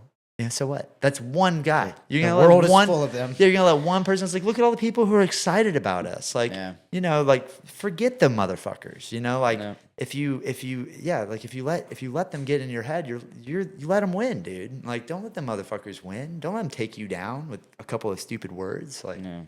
just words, man. You know, unless they come into your house and like doing some shit, like. All right, yeah, just get I kind of wish that they would, because then I could do whatever the fuck I want to them. They're gonna find out really quick. That's exactly why they won't. Yeah, That's the thing is that they won't do that. they're just being fucking Chodes. trolls, man. They're Yeah. just being little chody trolls, you know. And so it's like those people to me nowadays. You know, it used to be that when the people did the whole online, oh look what he did to me, like that works for a second, and then people were like, oh well, come on, man. There's two sides to every story. Like everyone knows that now. Yeah. It's not as like cancel. People aren't getting as instantly canceled as they used to anymore. Dude, so that's what these fuckers have done. I've received 6 calls from people who have already been on my podcast, and they had said 5 out of the 6 said, I was messaged on Facebook and I was asked to contact you to take down the episode off of your podcast, off the platform. And it was like, Whoa. what? And it was like, yeah, like they're going around and they're doing this. And I was like, It's actually affecting you too in some ways. so my whole thing was, so I contacted my attorney and I was like, Yeah. this seems like what's legal here? Because Yeah. and so we have our own conversation going on that, and I've got some other stuff that I've provided to him, especially against 2 particular people in the community. And but anyway, Yeah, the hate gets real when it starts affecting your business. That's like for me, it was you know, I'd hire a new employee. They'd go after work, go down to Mosey's, and go get themselves a drink and tell them that they just got this new job at Slice House. And whatever bartender behind that bar decided to tell them what a piece of shit I was. And I would lose employees left and right after hiring them because they heard that they weren't going to get paid. And they heard that I was this like super terrible person or whatever the fuck. It was always something based on the bartender who wanted to talk shit. And what sucks is some of those bartenders were friends that I grew up with. So they know me. They know who I am. So they know how to fuck with me. They know, you know. I mean, not to say they don't know anything like, nothing like bad, you know, it's just, they're just basically, you know, it's just bad propaganda, man, you know, they're just fucking talking shit. And it affects my business, and that's when I get pissed about it. You know, other than that, fuck them, I don't care. But when it starts to affect it like that, it's like, damn, man, you got someone to quit their job. Like, that sucks. Like, that sucks for them. I mean, they would have had a good job. Like, I'm not even their boss. Like, they have bosses. Like, you know, I don't actually manage the floor and stuff like for my company. I'm like a brand manager, you know, like I just like make sure that the shit online looks good. I make sure that we have I do all the working parts. I build the machine. You know, I'm not the machine operator. You know, and so it's like it's weird when people are like going or getting mad at my company because they think I'm like their boss or I write their checks. I don't even write their checks. Like Liz does all that shit. Like Liz is the operations person. I'm the CEO. So it's like it's weird to like take that blame or for people to get like they get so mad at you, they like hate your company too. Like, Yeah. It's like people fucking, I hate Elon Musk. I'm gonna go fuck up all the Teslas. Like, Yeah, what no, the fuck, that's dude? what, no, dude. Those are people's private property. That's part of the point on this. Dude, is like, that's like people going to you and be like, you bought a Slice House piece, just knock it out of your fucking hand. Like, fuck him. Phill Mercer's a piece of shit. I'm gonna fucking piss on your pizza now. Like, dude. So sprays like a Nazi sign on the pizza box, like, haha. You're like, dude, I just got this. Yeah, no, oh, dude, that's 100%. That's what I said about the text message. It was like, Ron Keel is not the 850 podcast. The 850 podcast is his thing. Ron Keel was pissed off of, nerdy. You can't be yourself anymore. Yeah, now you because- are this, Yeah, and now you're. It's so fucked up. It's like a weird way, like how people were trying to, it's like I guess they were questioning if Musk was going to stay CEO because of the whole thing. It's a good example of like he involved himself in something that was a little, Different, little dicey, and then everyone's like, oh. It's Tesla's bad. No, Tesla's like thousands of employees. Like just because he did that doesn't mean that. They're like, why do you just, I still don't get the terrorism on the cars. Like that's crazy. Like, well, that and like Bud Light was the same way. Yeah. Yeah, Bud Light. So you know how many units of beer they threw away this past year? It was like millions of dollars in Bud Light. They couldn't sell it. It worked. Whoever wanted to shut that shit down, it fucking worked. And yeah, the Mulvaney guy was like, yeah, there's a transgender that came out and did this commercial, or it was just a post of a video, and then it's like, Bud Light, shit, and then even the CEO or the operations guy or whoever, he comes on afterwards and he's like, hey, just letting you know, I'm a conservative dude. I'm not for this. This isn't Bud Light. This is somebody that we had that was working for us, and they're a fucking crazy person. And it's like, people are just like, I don't give a shit. And then it wasn't just like Bud Light. It was like Anheuser-Busch. Anything that Anheuser-Busch puts out. Which, hey, I will say, I did fall into that for like about a month or two. Where I was you kind of get in the crowd. You're like, fuck him. Like, well, wait a minute. That's a little weird. Hold on. Bud Light is pretty cheap right now. Like, it's... Yeah. Actually, marketing. Yeah. Cat boys and graphic. Yeah, Like, you dude. shouldn't have upset the hand that. Yeah. First of all, was her opinion. you're getting upset about a beer that you like down like 15 of those things just to get drunk off anyway. So what I mean, it's a light beer. It's not like it's not a good like quality beer. They just needed something to bitch about. Yeah, man. I mean, it seems like that's how it gets, is like, we don't want to have this world of haters. We want to make sure that we got to keep the balance, and that's where like we either perpetuate the hate or we try to make like our businesses just radiate positivity. That's like, that's what's fun about being in the pizza game. Honestly, there's less drama than being in the dive bar game, which, like I said, I've been there, done that. And then the coffee game. I mean, do you want to know what it's like to cover a fucking staff member who didn't show up at like 6 a.m? It was your day off. You went out drinking last night, and then, I can't make it to work. I'm sick. And you're like, fuck you, you're fired. And then, then you show up and you haven't slept. And now all your customers have to deal with me. I've been there. And, I was like, I remember a couple of those and I was like, I don't think I like the coffee industry. I think I'm going to go into something that opens at 11, and pizza's awesome. I mean, I love pizza. I mean, seriously, it's like the best. It's like, it can be anything, you know? Yeah. Yeah, man. It's great. Freaking sweet. This is going to be a good episode. Hell yeah. Oh, sweet. Thanks for coming on, bro. Dude, thanks for having me. Yep. Hell yeah.